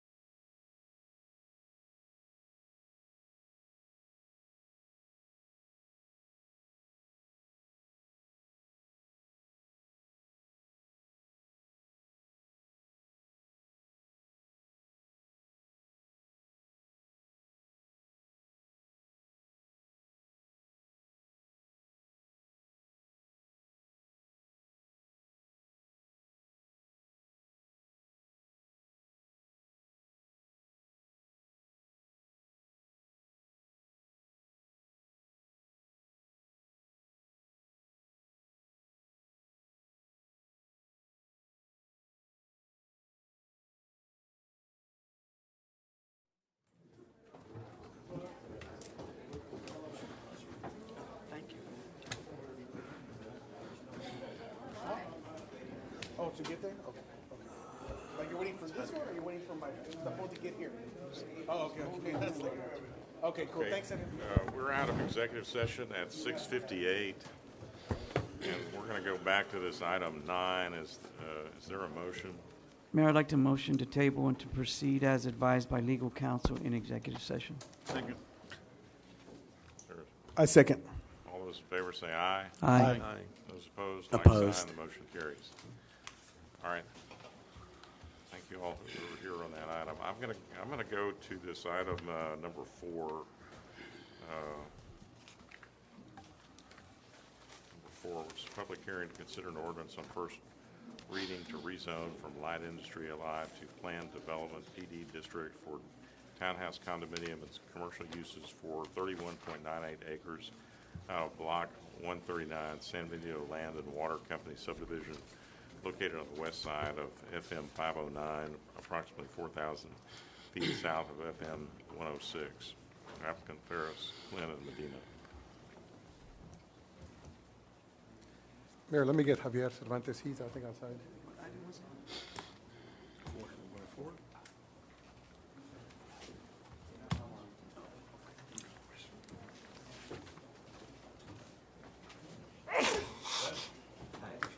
I need it.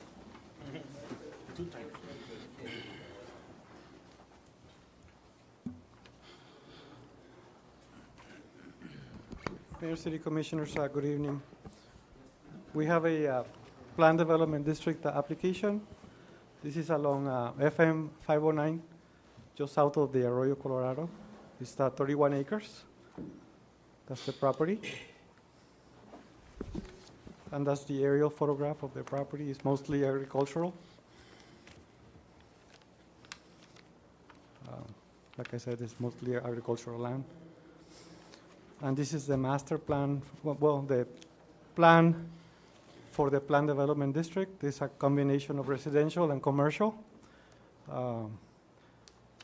This is FM 509 over here. So they're proposing a boulevard. So this will be like a new boulevard for the city.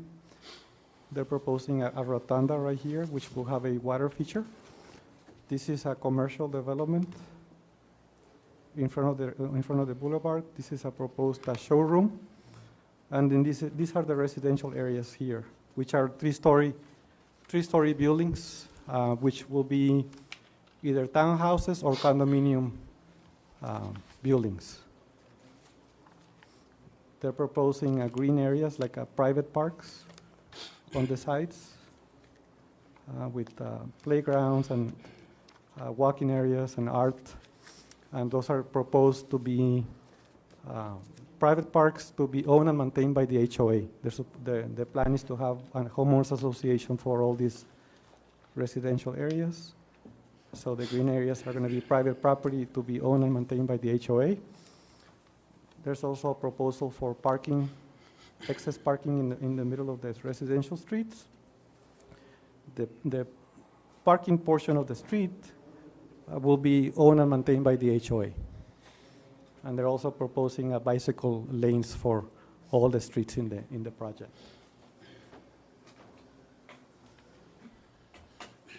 And here you have a close-up of the proposed commercial in the south end, a proposed walkway from the commercial plaza to the walkway in the green areas. A close-up of the commercial in the north end.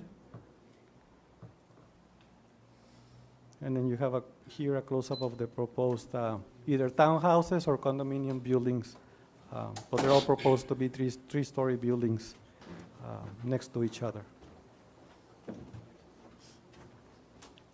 And then you have the cross-sections of the proposed, the different streets for the project. In the land use map, it calls for mixed use, so this is in line with the comprehensive plan. Staff recommends approval, subject to compliance with drainage requirements and all other requirements from engineering, compliance with the requirements from fire department, and all building code requirements. This went before the Planning and Zoning Commission on October 13, and no one spoke in opposition to the rezoning request, and they voted unanimously 4-0 approval of the plan development district. Okay. I'm going to go to item A, which is the public hearing. Is there anyone who'd like to speak for or against rezoning? Mr. Del Valle, the developer, he has a PowerPoint he would like to present. Okay.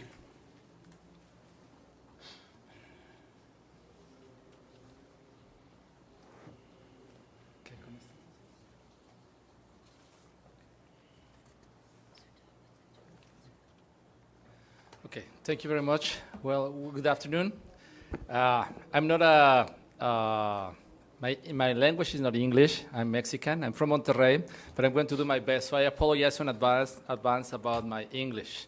But if you have any question, let me know, please. Treasure Hills is our development. We already get the golf course of Treasure Hills that all of us we know that on this case has 18 holes and 110 acres. We decided to invest in a large-scale development that is going to be the zip code of the RGB area. We are more than happy and glad with all the support that we have at this moment with all the people of the government, beginning with the city mayor, city manager, and all the people that are supporting us, because till this moment, even a lot of people told us not to invest in Harlingen. We are doing successfully and as fast as never in the history we could imagine in the United States.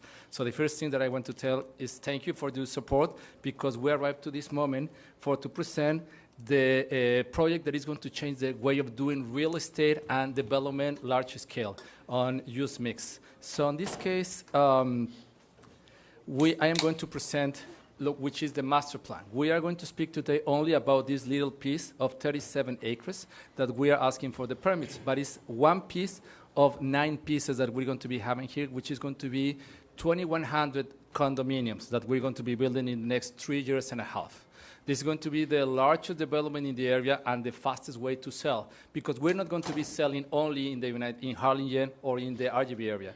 We are going to be promoting internationally in all the countries of the United States and in all Mexico. We are already partnering with the largest company of marketing and real estate in all America, so we are going to be doing this. In my case, I was in charge of buildings of 30 to 60 floors in Monterrey, where I am coming from, in San Pedro. So in this case, we are used to build buildings, high buildings, and here we are going to be developing in this area 4 buildings of 20 floors, 2 for condominiums, 600 condominiums. This is going to be 2 towers of 14 floors, which is going to be together creating the edge of Harlingen. So this is going to be the corporate offices. This is going to be the little Wall Street or the financial district of the RGB area, not from Harlingen, RGB area, which is our goal to invite different headquarters to approach to this area for doing business from Mexico to States or from States to Mexico, having a lot of companies who give advisory. So we are going to be able to become Harlingen, the location to create companies, large scale, binational. That's our goal that we have. So this is not only a real estate project, this is much more than that. The first thing that I have to tell you, maybe you hear today appeared the first international promotional about Harlingen through Gold Magazine. Brandel Chambly and Agustin Pizarro, which are one of the most successful people in the industry in golf in the world. They are both of them are my partners. We are promoting this in Asia, Europe, States, and Europe. So in this case, Harlingen, we want that the LPGA relocated to Harlingen in the next 2 years. One that we have built these 2 buildings. So the first people that will be attending, or the first large-scale development of more than 200 people, is going to be the LPGA. And if you read the article, they are happily waiting for a meeting for the next month. So next to here, we're going to have another hotel, at least 250 rooms. And here is going to be a large-scale 100,000 square foot a clubhouse that is going to be facing the new hole 18 that is going to be here with a Bellagio's fountain of 450 yards fountain like Las Vegas. So this is going to be the zip code to attend for entertainment, facing a lot of restaurants, gyms, and of course, amenities that are going to be supporting this. Next to here, we're going to be tidying. We are a company that tied, and 10% of all the revenues are going to be in this city to support community, and we're going to create something like a little performing arts of 1,200 places. So it's going to be a worship center, non-denomination, next to the clubhouse. And here we're going to have a beautiful, amazing dog park of 25 acres with a river walk like San Antonio. So with all of this, we're going to add a Top Golf here, and here is going to be the first Academy of Golf for ladies attached to the golf course and attached to a dorms for these ladies that will be able to attend to the high school. So with all of this, we're speaking about a project of $1 billion that we are projecting to develop in the next 8 years. So this is how it's going to look like. This is the buildings, 20 stories. This is the Club of Businessmen that is going to be connecting the two buildings. This is going to be creating the edge, and at night we're going to be able to have LEDs. So when the airplanes will be landing to the airport, they're going to be able to see the edge of Harlingen. Here's going to be the hotel, the lake, clubhouse, worship center, and the dog park, and the rest of the houses. This is the phase one. As you can see, it's going to be a wide avenue. We are going to put a lot of pieces of art. We are passionate about art. This is not only about bricks and construction. This is about make that the people feel proud to belong to this area. And one of the most important things is that they are going to be able to enjoy a Walt Disney life. Why? Because you're going to be having a lot of restaurants, facilities, mainly services that we're going to be creating in the different avenues. The main level is going to be for apartments of 1,100 square foot construction, and the second and the third floor is going to be for 2,100 to 2,200 square foot construction. All of this is going to be like New York. So we're bringing from Vegas a piece, from Wall Street and the townhouses from New York. We're bringing the Calzada del Valle. If you have been in San Pedro, my city, I'm sure that you're going to love it. It's an amazing place, but they have 3 lines of cars in every single side. Here we doesn't have none. So our kids are going to be able to go in the backside with a huge, amazing park in between the houses. So this is something that, of course, we're going to have less revenue. We don't care. We want to create an environment, a unique environment in the United States, in the most of the biggest opportunity land, which is Harlingen. So with this, this is going to be how it's going to look like all the development. All of this is going to be 300 condominiums. This is the showroom, which is going to be the largest showroom in the United States with 25,000 square foot construction in 3 stories. Here we're going to be presenting 5 different layouts of condominiums from the 4 towers of 20 floors with 600 condominiums. Inside of here, we're going to have all the large mock-up. We're going to have renderings. We're going to have the advisories and the architects, because every single property has an advisory of custom design. So it's not only, this is the house and take it. No, we're going to give advisory and to enjoy the experience with the new owner or lady of the property through the process of construction. Our quote is to sell average of 600 properties a year. That means that in a very short time, we're going to see again for phase 2 and phase 3, because we're sure that 2022 is going to be the right timing for to sell, at least in these areas, no less than 650 properties in Mexico and states.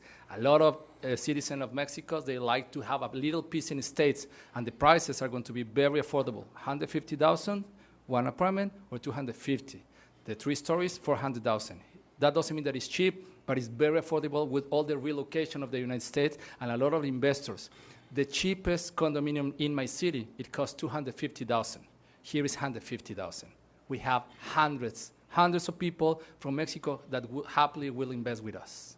And we have the customers, which is the other thing. So this is the kind of art that we would like to put, and we want to tie with the city to create something that belongs to the city. Not only because we like it, it's because we want to create a branding for Harlingen internationally. So on this case, this is I would like to share with you this. By the way, all the neighborhood are going to be having bicycles, electrical, and we're going to have like 15 to 20 golf cars, electrical, in every segment. So the people, when they attend to their houses and they would like to go to the dog park or to the clubhouse or to the shopping center, instead of driving in their cars, they're going to be using their electric cars. So this is something that we would like to create, like a big fence, like a little town. So the dog park is something beautiful. Today, we know that we have more dogs and pets than babies in home. So in this case, this is something that is going to be the first river walk of 500 meters long, which is longer than San Antonio's river walk. And here we're going to have areas for practicing kayaks. So we're going to create a huge, beautiful environment. And this area is going to be a large indoors area for competition of dogs. So this is going to be the place to attend with kids, with family, or to entertainment if you like it. And all the area surrounding is going to be with the hotels for dogs, the pet salon, the vet, and everything that is going to be supporting the pets. The townhouses are going to be looking like this. This is basic rendering. This is not the rendering that we're going to be presenting.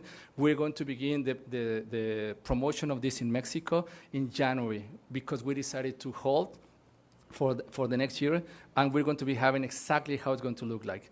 This is going to be the main level, and this is going to be the second tier, which is going to be one single property, and the second. Each one is going to be having their independent properties. The requirements for the parking lot for visitors, we are 7 to 8 times more. Why? Because we know that in Texas, if you don't have enough spaces for cars, you're going to have a lot of problems with the neighbors. And if we are in July 4th, and we can see in the different neighborhoods, we have a lot of problems. We're going to avoid 100% of those problems.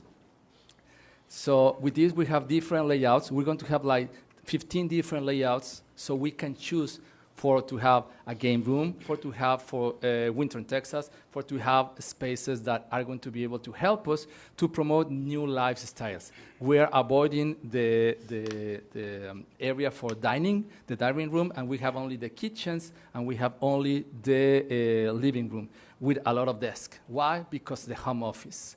So with this, the last thing that I would like to tell you is that we want to create a little town in Harlingen that is going to look like downtown, but from Treasure Hill City. So I really appreciate your time. I know that you have more presentation, and any question, with pleasure to answer. We want to thank you for the great presentation. Thank you very much. Thank you, Mayor. All right, and we'll, okay.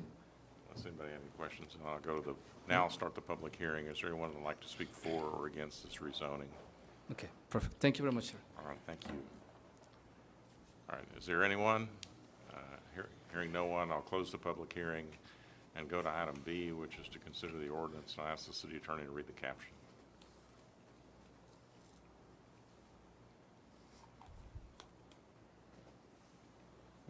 Mr. Sossi, can you?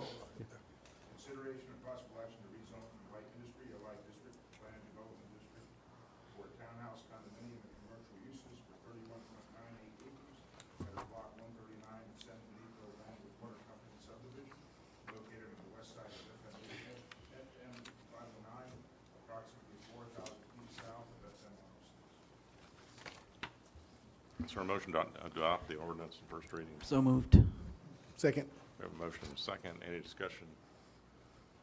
All those in favor say aye. Aye. Those opposed, like sign. Motion carries. This is a very exciting project for the city of Harlingen, and we look forward to you moving it along and the city supporting you in this and the transformation of the golf course into an LPGA golf course. So thank you very much. All right, item 5 is a public hearing to consider an ordinance on first reading to rezone from residential single-family R1 district to general retail GR district for lots 101 and 102, Homeland Edition, located on the west side of Ed Carey Drive, approximately 200 feet south of Expressway 83. Applicant Juan Aldape. Yes, Mayor, as you know, at the southwest corner of Expressway 83 and Ed Carey, there's an abandoned gas station that's been there a long time. There's a proposed redevelopment of that project, but it also includes 2 lots to the south of the gas station that are zoned residential. So, but it's one ownership for all of this property. So the gas station will be demolished. There's a proposed small commercial plaza with a fast food restaurant. But these 2 lots need to be zoned commercial for the project to go forward, which is at the intersection of the Ed Carey and Expressway. And that's the property that they're requesting for them to be, for the 2 lots to be zoned commercial, it's just south of that abandoned gas station. And that's the aerial. Staff recommends approval, and the Planning and Zoning Commission also recommended approval. No one spoke in opposition to the rezoning request. Yeah. Haven't they already started moving dirt? No, they're in the process of they're looking at purchasing the property for the project, so they need this rezoning. I thought there was some fencing already up there at that property. Maybe it was a recent purchase and they're already getting ready. Maybe. Okay. Does that conclude your presentation? Yes. All right, then I'll go to the public hearing. Is there anyone who would like to speak for or against this rezoning? Is there anyone? Hearing no one, I'll close the public hearing and go to item B, which is the consideration of possible action on the rezoning, and ask the city attorney to read the caption, please. Consideration of possible action to rezone from residential single-family R1 district, general retail to R district, 4 lots 102 and lots 101 and 102. Homeland addition located on the west side of the Cary Drive, approximately 200 feet south of the expressway. So moved. Second. We have a motion second to adopt the ordinance on first reading. Is there any discussion? All those in favor say aye. Aye. Aye. Those opposed, like sign, motion carries. Do we go back to? Yeah, I'm going to go back to the consent agenda now. There are 3 items that have been asked. Commissioner Morales is asked to remove items 2I and M from the consent agenda, and Commissioner Pettis is asked to remove item 2K from the consent agenda. So I'll ask first, is there a motion to adopt the balance of the consent agenda, items A through H, J, L, and N? So moved. Second. All those in favor say aye. Aye. Those opposed, like sign, motion carries. So I'll go to item 2I, consideration of possible action to approve an ordinance on second reading to amend the City of Harlingen Comprehensive Plan 1, Vision 1, Harlingen Thoroughfare Plan by adding the extension of November Lane east of Cook Lane. The applicant is Dustin Moore of Moorland Surveying, care of Steve and Carly Thomas. Okay. This is my question. In reference to this item,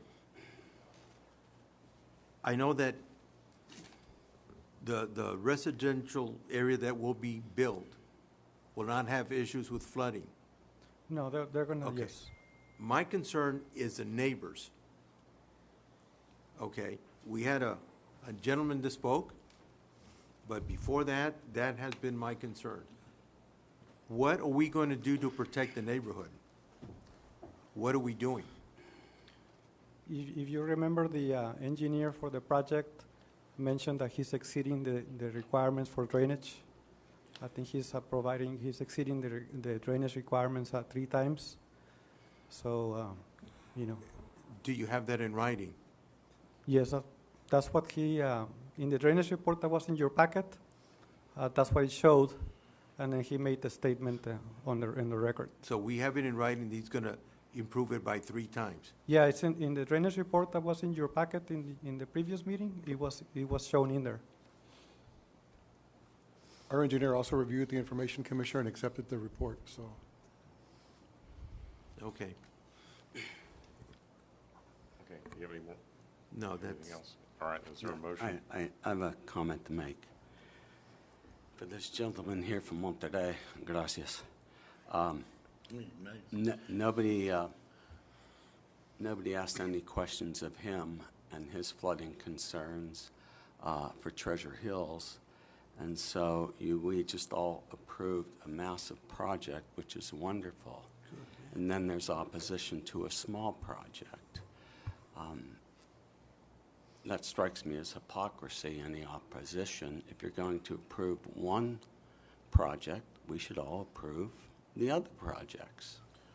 If I may address that, the presentation that this gentleman just presided, and they're going to invest $1 billion. I believe they're going to do the right thing in drainage, and I look forward to the plans as they come across. Okay. As opposed to the current project that's on our table right now, where I know that they're going to flood.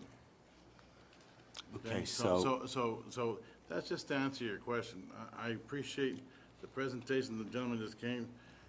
That's, So Treasure Hills doesn't flood? Is that the? no, I'm saying the man's gonna invest $1 billion into infrastructure and make so if like- somebody making the commits community, less than. Mike, think about that, $1 billion. Yeah, I know, it's real I'm money. very happy for One at a Harlingen. time, one at a time. So if somebody commits less than $1 billion, they're not worthy. Is that the punchline? Go ahead, Reem. Well, as city commissioner for Treasure Hills, I didn't see you oppose anything or bring that up because from what I've seen in social media and on videos, your Treasure Hills, your area did flood, and I didn't see you make any, opposition to it or make any, even mention it. You're right. I love commerce in Harlingen. I love building in Harlingen. I love Harlingen growing. And I love to see people make economic bets.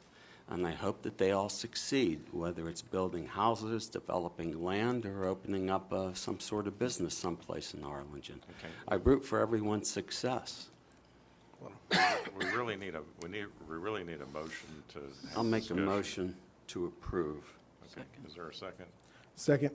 All right, is there any other discussion? Is this on I? We're on I, right? This is item I, yes. This is on I? Okay. Opposed? All right, we have a motion and a second. All those in favor say aye. Aye. Aye. Those opposed? Opposed. All right. Motion carries, I believe. Item K, the second final reading to approve and adopt an ordinance of the City of Harlingen, Texas, repealing ordinance 13-19 and establishing section 2-436 of chapter 2 of the Harlingen City Code, providing that certain city boards meet and conduct every regular meeting of its participation members after 5 p.m. on any weekday or at any reasonable time on weekends to increase public participation and attendance at city board meetings, providing a savings clause, provide a severability clause, or any other matters pertaining to the foregoing. The reason I asked for this to be taken out of the consent agenda is because I wanted to amend it. I wanted to add to the list of boards that had to meet after 5 p.m. I wanted to add the Parks Advisory Board and the Planning and Zoning Advisory Board as well to the list, because I don't believe they're in the list on the ordinance. So that's my motion. I want a motion to amend. A second. Okay, is there any other discussion? All those in favor say aye. Aye. Those opposed, like sign. Opposed. The motion carries. Item M, 2M, consideration of possible action to approve an agreement with the Harlingen Performing Arts Theater for the use of hotel motel funds for promotion of the arts. Mayor, members of the commission, the city commission budgeted funding for the HPAT through the hotel motel funds. This has already been budgeted, so this is just an item to actually allocate the funds to them. It's to be used for the performing arts that they have there at HPAT. My question is this, how does that translate to more people staying at our hotels?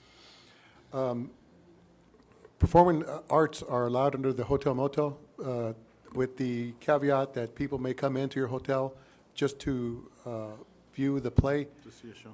Right, and so that's why they're allowed. Convention centers, there's a list of activities that can be funded through the hotel motel, and this is one of them. Okay, thank you. Okay, is there a motion to approve? Motion. Second. Is there a second? Second? Yeah, All you those said in favor say aye. Aye. Those opposed, like sign. Motion carries. Okay, item 3, consideration of possible action to accept or reject bids received for bid number 2021-11, sale of real property, 6 separate city-owned properties.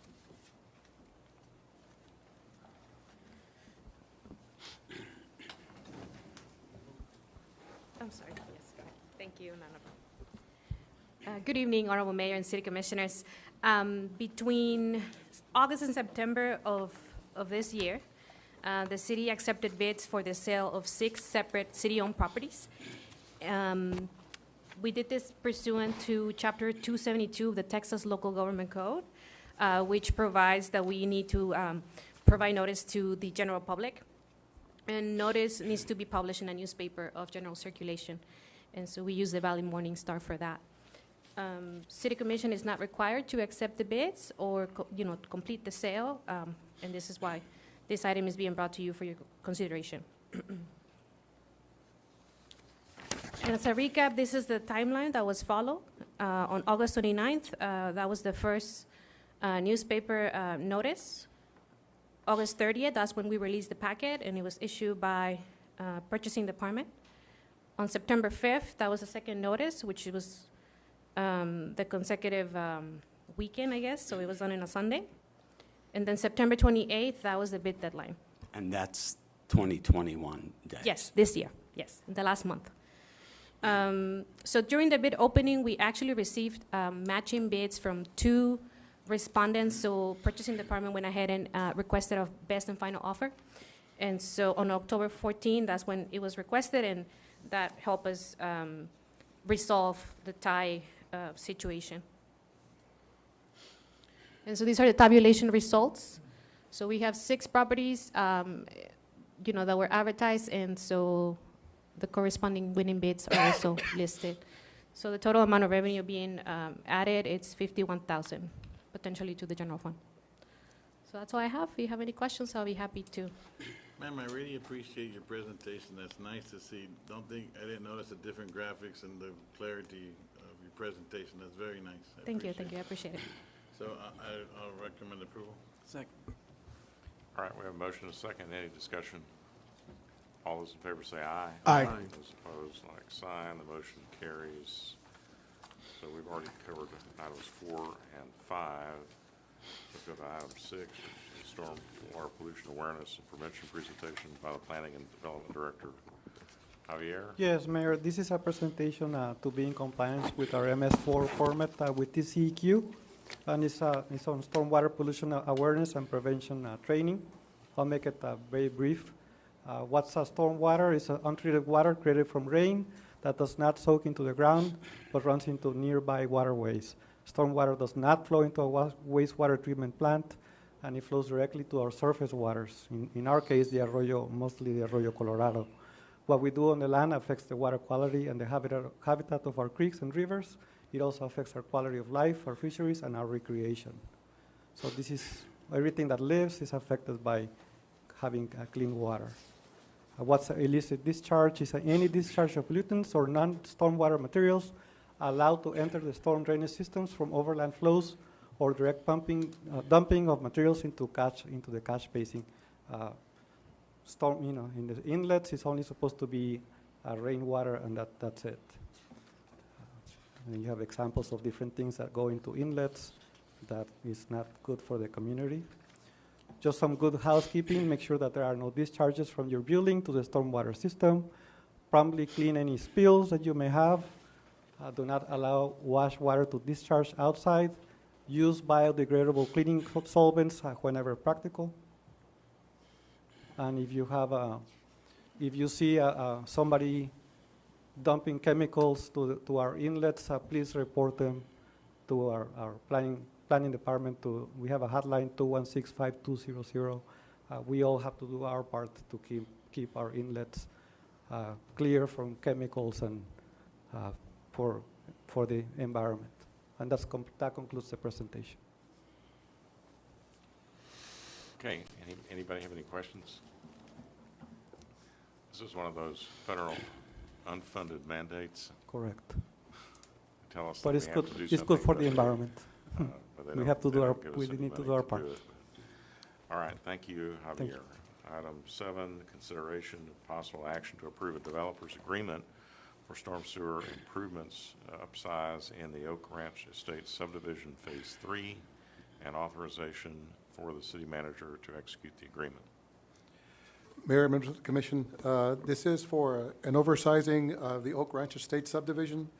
The contractor was going to install 24, 30, and 36-inch pipes in the subdivision, and we asked him to oversize them from 24 inches to 36, from 30 to 42, and from 36 to 42. So the aggregate increase was 30 inches of pipe, about 374 linear feet.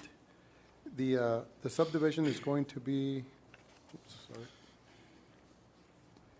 the pipe begins around this area, and it'll flow in this direction. There's a drain ditch back here, and so what we're trying to do is get some of this area back here. This is where the drain will start.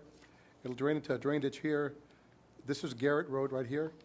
So what we're trying to do is get a lot of the drainage from Garrett Road that doesn't get to the drainage canal to come in through this new subdivision and get into the canal and also drain some of this neighborhood as well.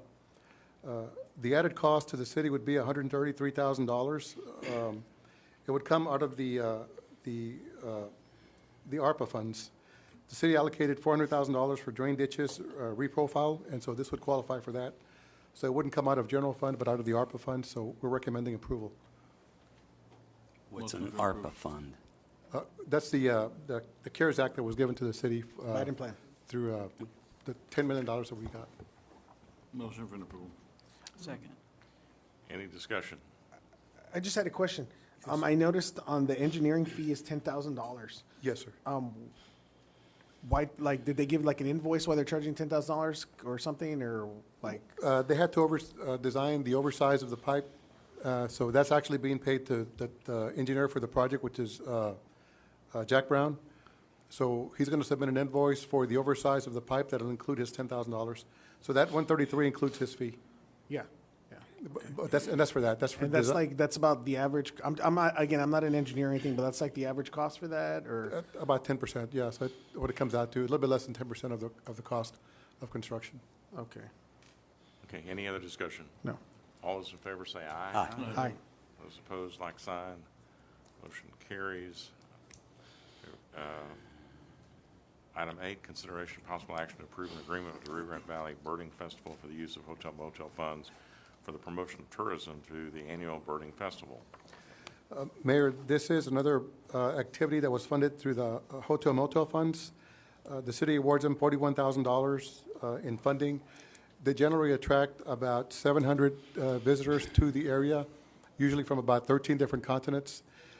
Last year, as you know, because of COVID, we did not have the festival, but we did allocate the $41,000 to the festival. They're asking if we could fund.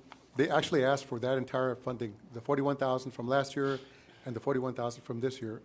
I thought a good compromise would be to give them the $41,000 that we budgeted this year and only $20,000 from last year to help them have a spectacular event. So that's why we didn't put it on consent to get approval from the commission, to give them $61,000. What are they going to use the extra funds for? The added features. They have to hire tour guides that'll take them out to see the various birds in the community, and they're using. Yes, sir. Yes, sir. Okay.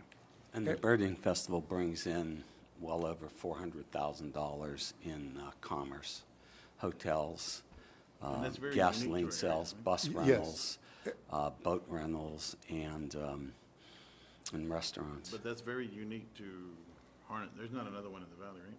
No, not a birding festival. No, this is the best birding festival in the U.S. This is the best birding place in the U.S. Second place is Cape May, New Jersey. And they're using the convention center, and the Hilton Garden Inn is a host hotel for all those folks. So what are we doing with the other 20,000 that you didn't allocate? It stays. It's going to go to the fund balance for the hotel motel fund. So it'll just stay there unused. And Motion. 61 is what you asked for? Yes, sir. Motion to approve. Second. Okay. Any discussion? All those in favor say aye. Aye. Those opposed, like sign. Motion carries. Item 10, consideration and possible action to award a contract to Cobb Findley to conduct a feasibility study for broadband connectivity in Harlingen. Mayor, as you know, the commission selected Cobb Findley to negotiate a contract for the broadband. They submitted initial cost estimate of $110,000. We had been allocated up to $125,000, with $62,000 coming from the city of Harlingen and the other $62,000 coming from HCISD. We negotiated the fee down to $100,000, so it'll only cost the city $50,000, and the school district will pay the remaining $50,000. We're recommending approval of the agreement to Cobb Findley for $100,000. It'll take them about 12 weeks to complete the study. Motion approved. Second. Any other discussion? All those in favor say aye. Aye. Those opposed, like sign. Motion carries. Item 11, consideration of possible action to award a contract for performance auditing services. This motion's already tabled. This item's already tabled. Well, yes, and I'd like to keep this tabled because what I wanted to discuss, having gone now, seeing the presentations that we've seen with the auditors, I wanted to give Gabe a chance to go through all the departments. He just took his new job or a new position, and I wanted to get his recommendations or give him a chance to look at what deficiencies he thinks we may have, and maybe either provide us with a different option or at least give us a recommendation on his recommendations for a direction to if we choose to hire an auditing firm. Okay, is that the direction the commission wants to give the city manager? Sure. Okay, hearing nothing and hearing no motion to remove it from the table, You got that? the item remains tabled. Item 12 are board appointments. Sir, I have Antonio Maldonado for the planning and zoning.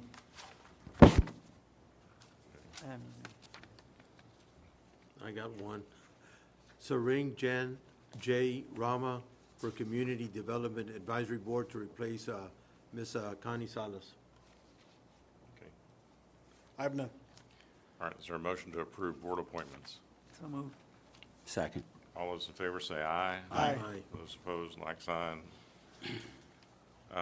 Do we need to go in executive session on item 13, or unless there's any questions? Everybody's seen the contract. I kind of thought we had taken the action last time, but does anybody want to go into executive session? This contract. The action last time was to negotiate the contract, but, yeah, you don't have to go into it. Okay, so I'll just motion that we execute the contract. Second. Second, is it, you Well- motion to execute it. What was your motion? Well, can I just Oh, I'm sorry, say go ahead and read. 14? Can I just say 14? Discussion action to enter, okay, so no executive session. Item 14, the discussion and action to enter into an employment agreement with Gabe Gonzalez for the position of city manager of the city of Harlingen. Now, Commissioner. I'd like to execute the contract with Mr. Gonzalez. Second. Okay. Hey. Motion and a second. Discussion. Gabe, are you comfortable with this? I'm sorry? Are you comfortable with Yes, this? I am. Okay. Yes. So this is good to go for you? Yes. Okay, thank you. Okay, any other discussion? All right, motion and a second. All those in favor say aye. Aye. Those opposed, like sign, motion carries. Well, again, congratulations, Gabe. Thank you, sir. Okay. All right, that concludes our agenda for the evening, ladies and gentlemen. So we are adjourned.